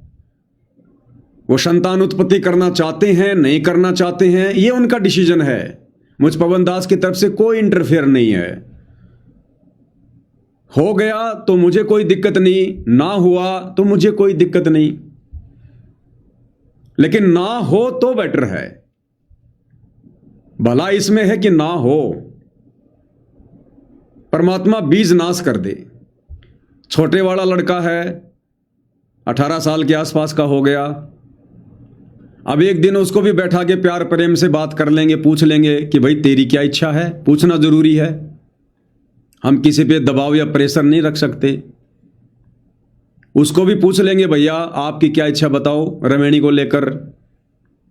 तेरी इच्छा है तो भैया देख, करनी पड़ेगी वो तो, लेकिन करूंगा सतगुरु रामपाल जी के हिसार जेल से बाहर आने के बाद। इससे पहले तो सोचना भी मत, अपनी तरफ से कोई प्रयास भी मत करना, ध्यान रखना, नहीं तो मर्यादा टूटेगी। और यदि नहीं करना चाहता है, अपनी आत्मा का कल्याण करवाना चाहता है, इस बखेड़े से दूर रहना चाहता है, तो भाई तुम्हारी जैसी आत्मा तो फिर कोई बिरला ही होगी। फिर ऐसी तो कोई बिरला ही आत्मा होंगी जो इस बखेड़े से दूर रहना चाहेंगी। उन पर तो सतगुरु की विशेष रजा, विशेष मेहर होती है फिर उन आत्माओं पर। तो दास की तो हार्दिक इच्छा है भाई और बहनों कि इस खानदान का नाश हो जाए, बस इसके बाद हमारा वंश आगे ना चले, हमारा बीज नाश हो जाए। हमारी तो हार्दिक इच्छा यही है। बाकी भाई जिसके जैसे संस्कार, यहां कोई दबाव नहीं है, कोई प्रेशर नहीं है, और बाकी परमात्मा ने जो मंजूर होगा फिर वो होगा। तो इतनी दृढ़ता भाई और बहनों, नहीं तो शादी होते तो माँ बाप को ये हो जाता कि पोता कब होगा, पोती कब होगी, वंश कब चलेगा। अगर 2-4 साल अगर बच्चे नहीं हुए तो माता पिता को टेंशन हो जाती है, क्या हो गया क्या हो गया। डॉक्टरों के चक्कर कटवाने लग जाएंगे, दवाई दिलवाने लग जाएंगे, शाणे बावड़े सबके चक्कर कटवाने लग जाएंगे कि बहू के बेटा क्यों नहीं हो रहा, बहू के संतान क्यों नहीं हो रही। और सतगुरु रामपाल जी के भक्ति मार्ग में आने के बाद, ये ज्ञान समझ में आने के बाद, माँ बाप तो यही अरदास करते हैं उल्टा भगवान से कि भगवान हो तो भी कैंसिल कर देना। परमात्मा आफत है, आफत, ना ढंग से भक्ति कर पाएंगे। बैठेंगे मंत्र करने, उधर से काई काई की आवाज़ शुरू हो जाएगी। बैठेंगे भक्ति करने, उधर से कभी वो लेटरिन कर रहा है, कभी बाथरूम कर रहा है। कितना समय बर्बाद होगा उनके चक्करों में, उन बच्चों के चक्करों में।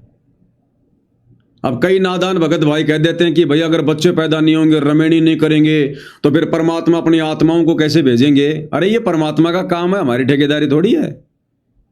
परमात्मा अपनी आत्मा कहाँ भेजेंगे, कैसे भेजेंगे, ये हमारी ठेकेदारी है क्या? ये परमात्मा का काम है। ये बाकी दुनिया पड़ी, ये कौन सा भक्ति करेगी, इनका मकसद कौन सा मोक्ष प्राप्त करना है, उनके माध्यम से भेज देगा भगवान। तो जरूरी है कोई ये आफत मोल लेना? वो तो वही बात हो गई जो एक भगत ने कहा था जब गुरुदेव ने सत्संग किया, ज्ञान समझाया कि भाई चलो सतलोक में ऐसे ठाट हैं, ऐसे सुख हैं। तो उस भगत ने कहा जी अगर सारे सतलोक चले गए तो यहां कौन रहेगा? तो गुरुदेव ने कहा क्या चाटोगे इस धरती का, चाटोगे इसका, ये बाकी ब्रह्मांड खाली पड़े, ये पृथ्वी भी, जमीन का टुकड़ा भी धक्का खाता रहेगा। अब जैसे कोई कहे कि भाई जेल से सारे कैदी बाहर निकल गए तो जेल में कौन रहेगा? अरे जरूरी है जेल में रहना, ये तो बहुत अच्छी बात है सारे कैदी अगर बाहर निकल जाएं तो भाई और बहनों अंत में हमने ज्ञान को आधार बनाकर ये जंग जीतनी पड़ेगी। हमने हल्का होना, हल्का, हमने संस्कारों को कम करना है।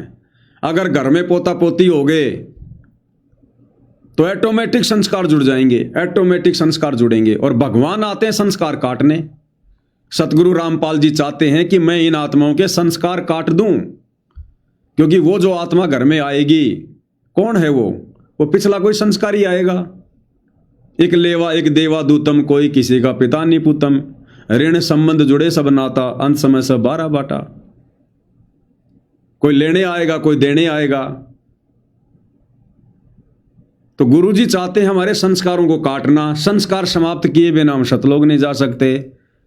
और हम ये रमेणी फमेणी के चक्कर में जबरदस्ती अपने संस्कार बढ़ा रहे हैं। तो हम गुरुजी के मिशन के अनुकूल चल रहे हैं या गुरुजी के मिशन के विरुद्ध चल रहे हैं, ये भी तो विचार करो संस्कार बढ़ा के। अब ये ज्ञान आधार पे है भाई और बहनों, भगत के अपने बुद्धि विवेक के ऊपर है। इस मार्ग में हम किसी के ऊपर कोई दबाव, कोई प्रेशर नहीं दे सकते हैं। तो धर्मदास जी को परमात्मा ने समझा कि चाटेगा तो इस वंश का। परमात्मा बोले वंश ने क्या चाटेगा, तो पीछा छुटवा ले ऐसे बेटा, क्या करेगा इस वंश का। ये तो का खाई खुराक का पहन पोशाक का यम का करना पड़ता है, लेकिन हमारे तो रंग चढ़ रहा है। लोग क्या कहेंगे, फलाना क्या कहेगा, संतान ना हुई थी, संपत्ति ने कौन का, कई बीमारी बांट रखी, कई रोग ला रखे का। इसको तो भगवान ने बीमारी बताया कि काल ने कई बीमारी, कई रोग लगा रखे हमारे। दूसरे लोग कहेंगे, पड़ोसी रिश्तेदार, हे पोता क्यों नहीं हुआ, अरे तू दे दे, तेरा वाला दे दे ना, तेरा वाला दे दे अगर तेरे को इतनी चिंता हो रही है तो। और एक चीज का और ध्यान रखना भाई और बहनों, बहुत सारे भाई बहन ऐसे हैं जिन पे परमात्मा ने असीम रजा की हुई है, या तो जिनकी रमेणी नहीं हुई, या जिनके अंदर परमात्मा ने प्रेरणा कर रखी कि हमने रमेणी नहीं करनी, अपनी आत्मा का कल्याण करवाना है। वो तो परमात्मा की विशेष वीवीआईपी आत्मा है। अगर वो खुद ही अपने कर्म फोड़ें तो बात अलग है। दूसरा, जिनकी रमेणी हो गई लेकिन बच्चे नहीं हैं, काफी समय हो गया जिनके बच्चे नहीं हो रहे। हालांकि भगत ने अपनी तरफ से प्रयत्न नहीं करना चाहिए, ना डॉक्टर के पास, ना कोई जादू जंतर, कुछ नहीं, क्योंकि हमें तो पता चल गया ना, हमारे कोई संस्कार ऐसे शेष नहीं हैं, या फिर गुरुदेव भगवान ने हमारे संस्कार काट दिए हैं जिस कारण से हमारे घर में संतान उत्पन्न नहीं हो रही है।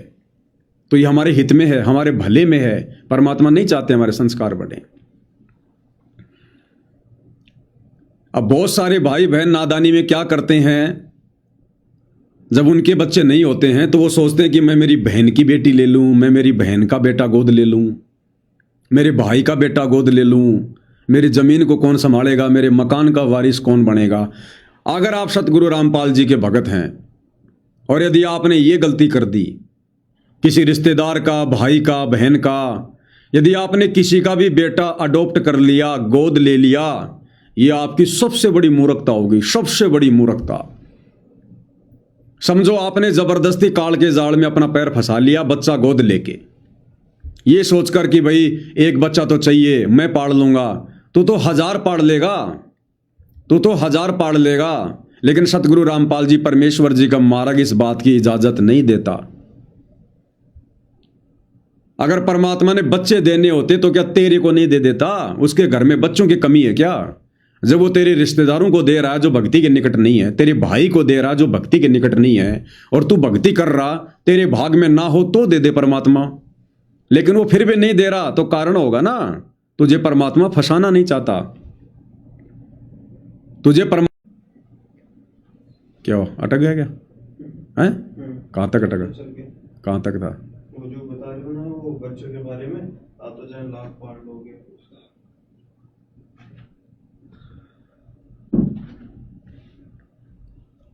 तो भाई और बहनों, बीच में थोड़ा सा नेट डिस्कनेक्ट हो गया था।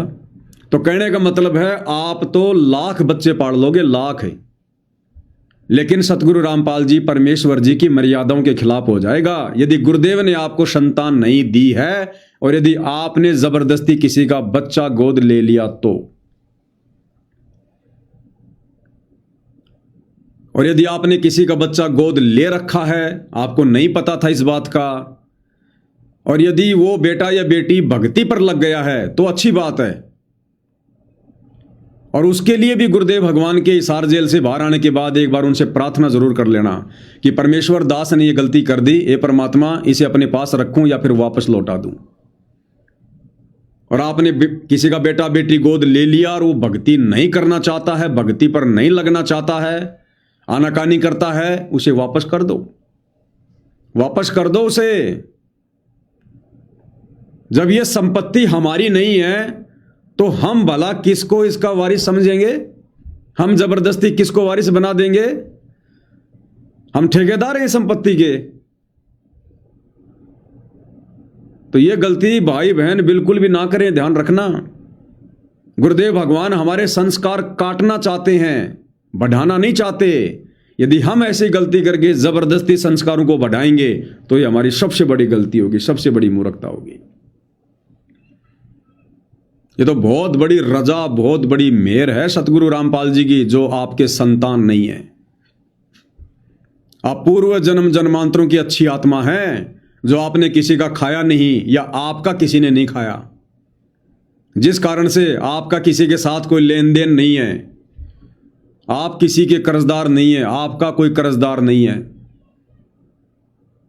इस प्रकार की आत्माओं को सतगुरु रामपाल जी ने बहुत ही अच्छी आत्मा बताया है, जिनके घर में संतान नहीं है। अगर वे आत्माएं आजीवन मर्यादा में रहकर, गुरु वचन पर रहकर भक्ति पर लगी रही, उनका तो सीधा सतलोक में वास है, सतलोक में। तो ऐसी गलती भाई और बहनों, किसी का बच्चा गोद लेने की, सतगुरु रामपाल जी की भक्ति मार्ग से जुड़ने के बाद में शौपन में भी गलती मत करना, शौपन में भी। फिर आगे क्या बताया गुरुदेव भगवान ने? परमात्मा बोले ठीक है, तेरे को मैं अपना बच्चा, अपना हंस भेजूंगा, और आज से 1 साल के बाद तेरे घर में पुत्र उत्पन्न होगा, उसका नाम चूड़ामणि रखना। उस समय बताते धर्मदास की उम्र 80 साल की हो चुकी थी और आमनी देवी भी वरदौलिये थे। ये धर्मदास के आप विश्वास हो, ये परमात्मा इस उम्र में कौन कैसे बच्चे होंगे हमारे, हम तो कभी व्यर्थ हो चुके हैं। तब दाता ने कहा, देख उधर देख, तेरे आंगन में एक छोटा सा बच्चा ऊपर से आया, आंगन में हाथ पैर मारे नो, एक पत्ते के ऊपर लेट गया आकर, साथा पत्ता सुन, ये तेरे घर में 1 साल के बाद आएगा, ये तेरे बहुत दान होगा। कुछ विश्वास कुछ अविश्वास, परमात्मा की इंतजार हुई। आमनी को गर्भ रहा, 9वें महीने 10वें दिन बच्चा हो गया, नाम चूड़ामणि रखना। पर तू कुल की चिंता करता था, तेरा 42 पीढ़ी तक तेरा वंश चलेगा, चिंता ना। जब उसका दिल डटा, गजब की बात है, तो मैं धीरे धीरे इसको पूरी सुन लूंगी कथा को, आपके बहुत से अंधेरे हट जाएंगे। क्या कह रहे हैं गुरुदेव भगवान कि बच्चों, ये अजब गजब की बातें हैं, इनको सुनते रहो, धीरे धीरे तुम्हारे सारे अंधेरे हट जाएंगे। जब धर्मदास जी परमात्मा जी से इस प्रकार की विनती करने लगा कि परमात्मा मेरा तो बीज नाश हो गया, मेरा तो वंश नाश हो गया, एक का बेटा था वो काल का दूध साबित हो गया, चिंतित हो गया, तो परमात्मा ने धर्मदास जी की चिंता को देखते हुए और धर्मदास जी की आंखों के सामने एक आत्मा को उसके आंगन में एक पत्ते के ऊपर लेटा हुआ दिखाया कि धर्मदास, आज से 10वें महीने ये आत्मा आमीनी के गर्भ में आएगी और इसका नाम चूड़ामणि रखना। और तू तो एक वंश को रो रहा था, तेरी 42 पीढ़ी तक का तेरे को आशीर्वाद दे दिया, 42 पीढ़ी तक तेरा वंश चलेगा। अब विचार करना भाई और बहनों, देखो काल हमें किस प्रकार से मोह पास में फांसता है, हकीकत का पता होने के बावजूद भी। ये विष्णु जी का शतोगुण किस प्रकार से आप और हमें बांध के रखता है बेटा बेटी के चक्कर में। धर्मदास की उम्र उस समय 80 वर्ष की थी और 50 साल के बाद लगभग माता बहनों को जो पीरियड्स वगैरह होते हैं वो आने बंद हो जाती हैं, यानी बच्चा दानी का मुंह बिल्कुल बंद हो जाता है। 80 साल की उम्र दोनों की, संतान की कोई उम्मीद ही नहीं, कोई सोच भी नहीं सकता, बुढ़ापा। लेकिन समर्थ का वचन उसको कौन टाल दे। तो परमात्मा ने कहा कि 10वें महीने आमीनी के गर्भ से ये आत्मा आएगी, जो आत्मा मैं तेरे को पहले दिखा रहा हूं, ये बच्चा आएगा, इसका नाम चूड़ामणि रख देना। अब धर्मदास को कुछ तो विश्वास, कुछ अविश्वास। और 10वें महीने जो आमीनी थी धर्मदास की धर्मपत्नी, मतलब जब परमात्मा ने आशीर्वाद दिया तो उसको गर्भ ठहर गया और 10वें महीने धर्मदास की जो पत्नी थी आमीनी, उसके गर्भ से वो बच्चा उत्पन्न हुआ, पैदा हुआ, जिसका नाम रखा चूड़ामणि। अब विचार करो भाई और बहनों, जो बच्चा उस घर में पैदा हुआ, ना तो वो आमीनी देवी का और ना वो बच्चा धर्मदास का, क्योंकि उन दोनों के तो बच्चा उत्पन्न करने की अब बिल्कुल भी हैसियत नहीं थी। उस उम्र में बच्चे पैदा नहीं हो सकते थे बिल्कुल भी, लाख कोशिशों के बावजूद भी। तो ना तो वो बच्चा आमीनी देवी का और ना वो बच्चा धर्मदास के बिंद से पैदा हुआ। वो तो परमात्मा के वचन से पैदा हुआ और परमात्मा ने अपनी आत्मा को भेजा, लेकिन उस परिवार में आने के कारण उन दोनों का उस बेटे में और जबरदस्त मोह हो गया। आमिनी भी समझ रही है मेरा बेटा मेरा बेटा मेरा बेटा, धर्मदास भी समझ रहा मेरा बेटा मेरा बेटा मेरा बेटा, जबकि ना वो बेटा असल में आमिनी का और ना वो बेटा असल में धर्मदास का। आंखों देखने के बाद भी ये स्थिति भाइयों और बहनों आप और हम सब की है। अरे हम 2 कोड़ी के कूतरू, 2 कोड़ी के जीव, हमारी क्या औकात है हम बच्चा पैदा कर दें? क्या औकात हम बच्चा पैदा कर दें? ये परमात्मा के वचन से आत्माएं गर्भ में आती हैं। परमात्मा ने आत्माओं के संस्कार बनाए होते हैं, उनके वचन से संस्कार के चलते ये आत्माएं गर्भ में आती हैं, परिवार में आती है, बेटा बेटी के रूप में आती हैं। हम तो खुद उस कबीर भगवान के बच्चे हैं, हम तो खुद उस कबीर परमात्मा के बच्चे हैं।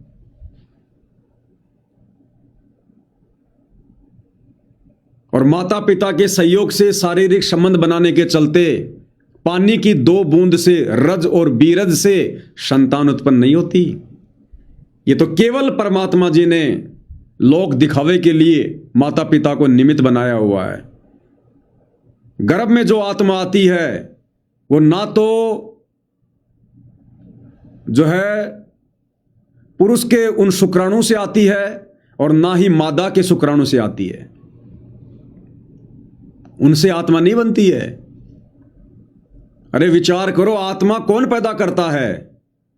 जितनी आत्मा पैदा करनी थी कबीर भगवान ने सतलोक में एक बार ही कर दी, उसके बाद फिर परमात्मा ने आत्मा उत्पन्न नहीं की। तो आत्मा तो परमात्मा उत्पन्न करता है। एक लड़का लड़की शारीरिक संबंध बना के शादी करके और आत्मा उत्पन्न कर देंगे क्या? वो तो पहले से उत्पन्न हो चुकी हैं। हम सब उस कबीर भगवान सतगुरु रामपाल जी की आत्मा हैं, हम सब उनके बेटा बेटी हैं। हम काहे के बेटा बेटी पैदा कर देंगे? और वो आत्मा शरीर में आती कैसे है?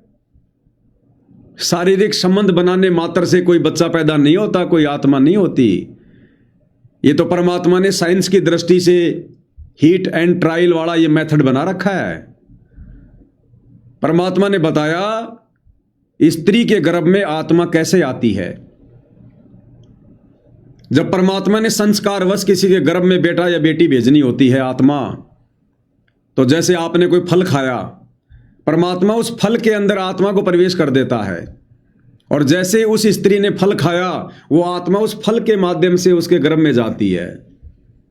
और दुनिया को लगता है कि इनकी शादी हो गई और इनके शारीरिक संबंध बनाने के चलते आत्मा उत्पन्न हुई है, बेटा बेटी उत्पन्न हुआ है। नहीं, जैसे सुखदेव ऋषि तोते का शरीर छोड़कर सूक्ष्म रूप बनाकर जब वेद व्यास की धर्मपत्नी ने जम्भाई ली, मुंह खोला, उसी समय सूक्ष्म रूप बनाकर वो आत्मा उसके गर्भ में पहुंच गई और 12 साल तक बैठा रहा। हम गेहूं खा रहे हैं और कोई वस्तु खा रहे हैं, कोई फल खा रहे हैं, तो परमात्मा इस प्रकार से उन आत्माओं को गर्भ में भेजता है। ये तो विज्ञान का तरीका है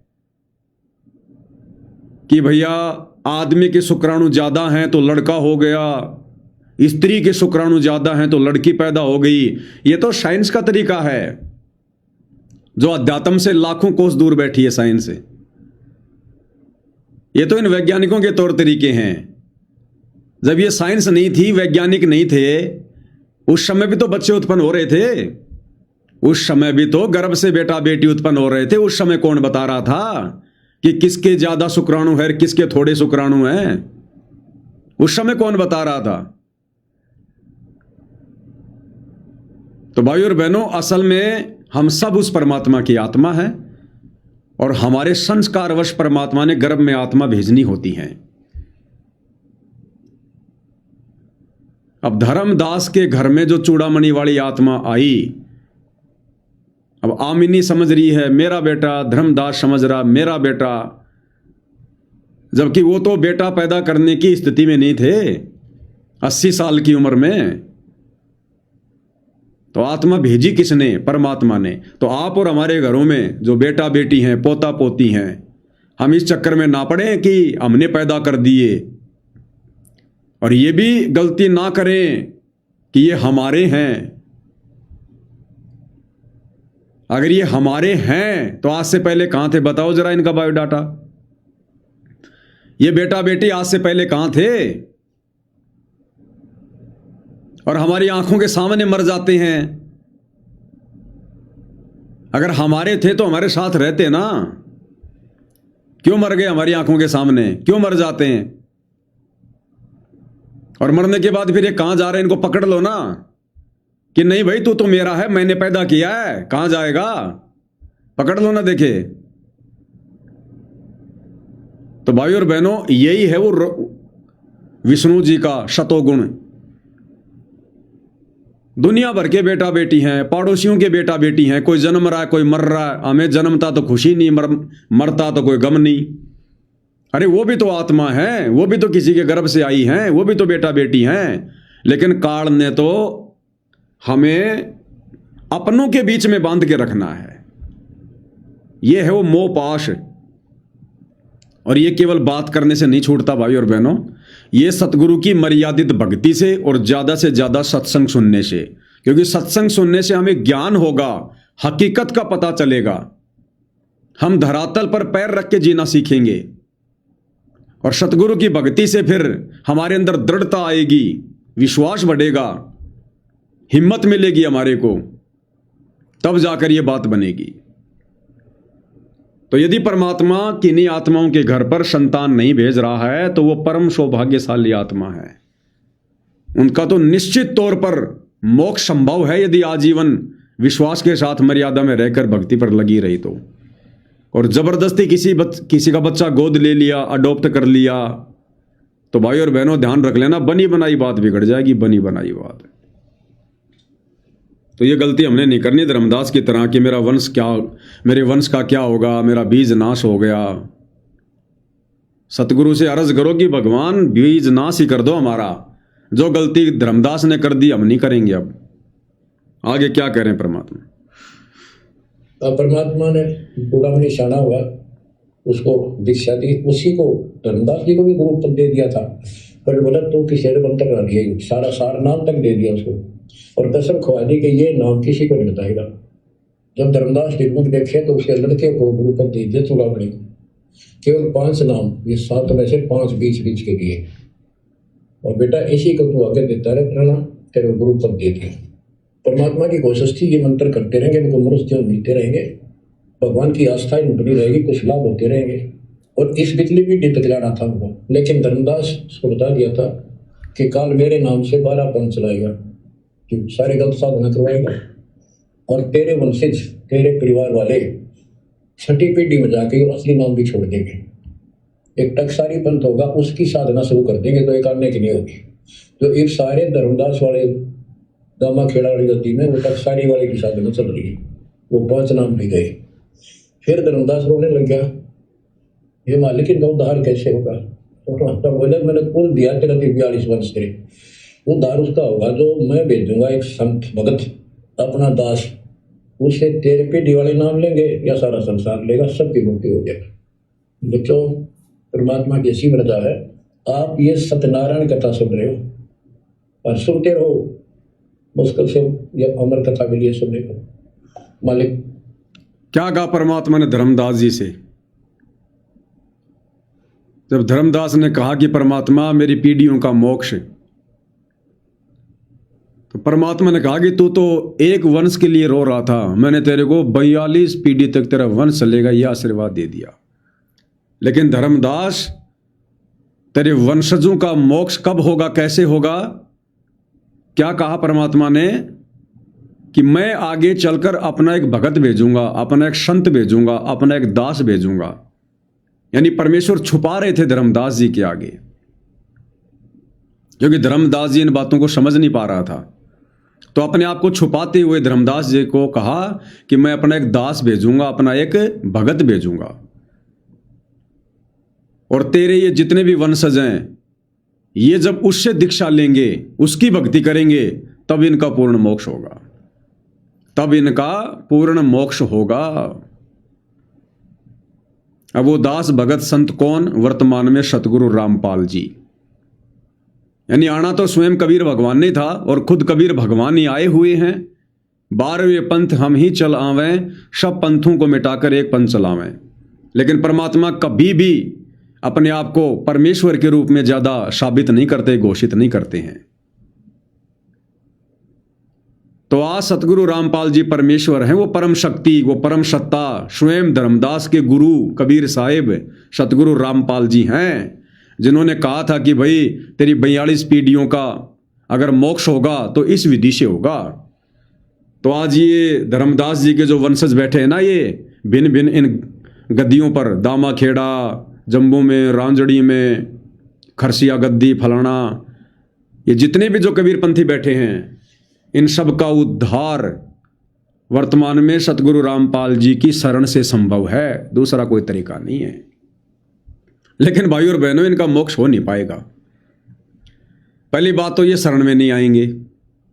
आप भी गए तो इनके अंदर से वो अभिमान, मान बढ़ाई, वो चीज जाएगी नहीं। ये तो खुद ही साहिब बन के बैठे हैं, ये तो खुद ही साहिब बन के बैठे हैं। ये कहां दूसरे को साहिब स्वीकार करेंगे? तो बड़ा मुश्किल है, मोक्ष नहीं है। मोक्ष तो सतगुरु रामपाल जी के खुद के बेटा बेटी, भाई बंधु, रिश्तेदारों का नहीं है, जो उनके घर में पैदा है। वो धर्मदास की पीढ़ियों वालों का कहां नंबर आएगा भी? तो देख लो धर्मदास जी ने जो वंश चलाया उसका क्या हो गया। अब धर्मदास जी ने वंश की प्रार्थना की थी, भगवान मेरा वंश चलाओ, मेरा वंश चलाओ, मेरा बीज नाश हो गया। करवा दिया सत्यानाश धर्मदास ने। अब ये गधे कुत्ते सुअर बन के फिरेंगे। अब ये धर्मदास के वंश वाले, उनकी पीढ़ियों वाले जो आज साहिब बनकर घूम रहे हैं, कल को सुअर बन के लेटरिन खाते फिरेंगे लक 84 में।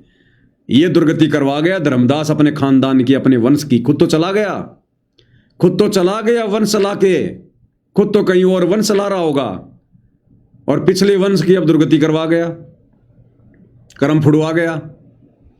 तो ऐसे आप और हम करते हैं। तो भाई और बहनों, वर्तमान में तो भगवान से प्रार्थना करो, परमात्मा बीज नाश कर दो, बीज नाश। ये आमण जान बखेड़ा, या कौन बसावे खेड़ा। उससे तेरे पीढ़ी वाले नाम लेंगे या सारा संसार लेगा, सबकी मुक्ति हो गया। बच्चों, परमात्मा की ऐसी मर्जी है। आप ये सत्यनारायण कथा सुन रहे हो और सुनते रहो, मुश्किल से ये अमर कथा मिली है सुनने को। मालिक आपको मोक्ष दे, सदा सुखी रखे। सत साई।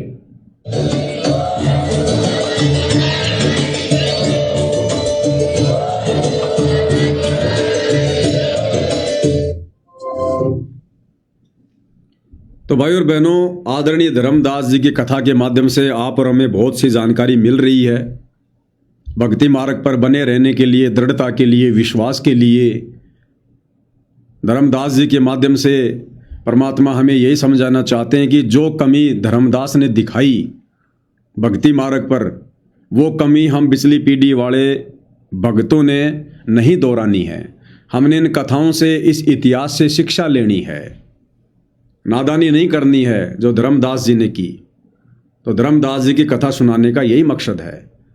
तो धर्मदास जी की कथा अभी जारी है, 1-2 एपिसोड और होंगे, तो उनमें भी परमेश्वर हमें क्या कुछ शिक्षा देंगे वो हम आगे जानने का प्रयास करेंगे। अब हम वीडियो के लास्ट में पूज्य गुरुदेव भगवान की एक शब्द के साथ में महिमा करेंगे।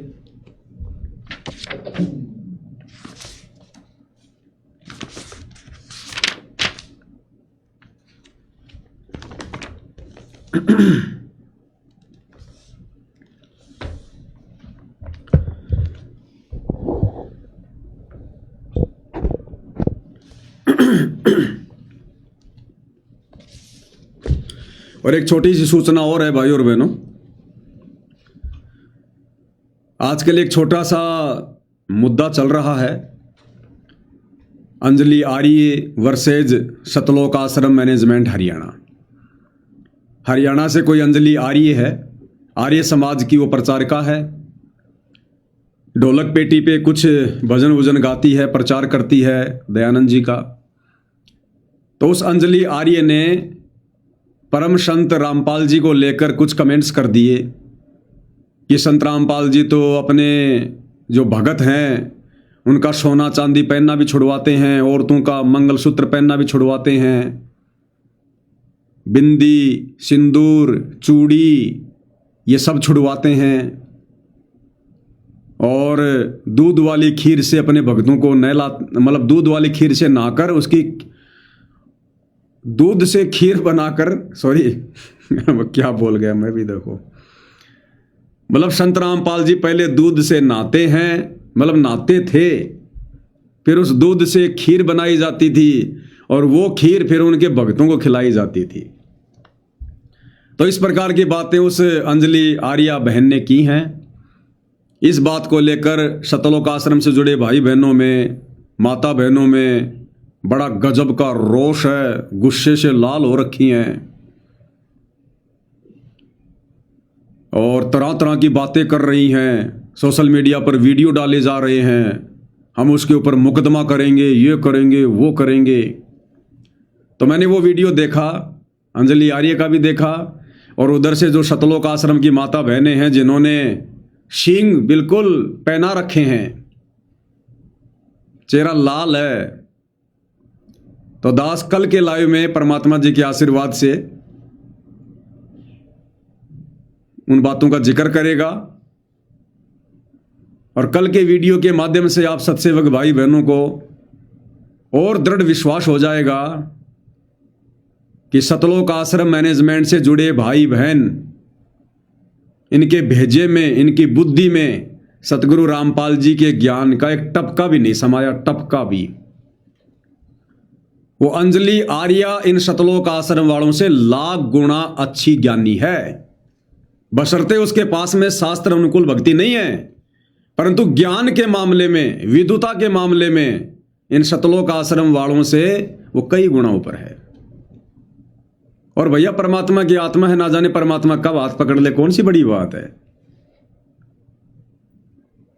लेकिन सतगुरु की शरण में आने के बाद सतलोक आश्रम से जुड़े भाई बहनों के भेजे में सतगुरु रामपाल जी का तत्व ज्ञान 1% भी नहीं समा पाया, 1% भी। ये आपको कल के लाइव में भली बातें आपको दिखाएंगे, आपको समझाएंगे। बंदी छोड़ सतगुरु रामपाल जी परमेश्वर जी की जय हो।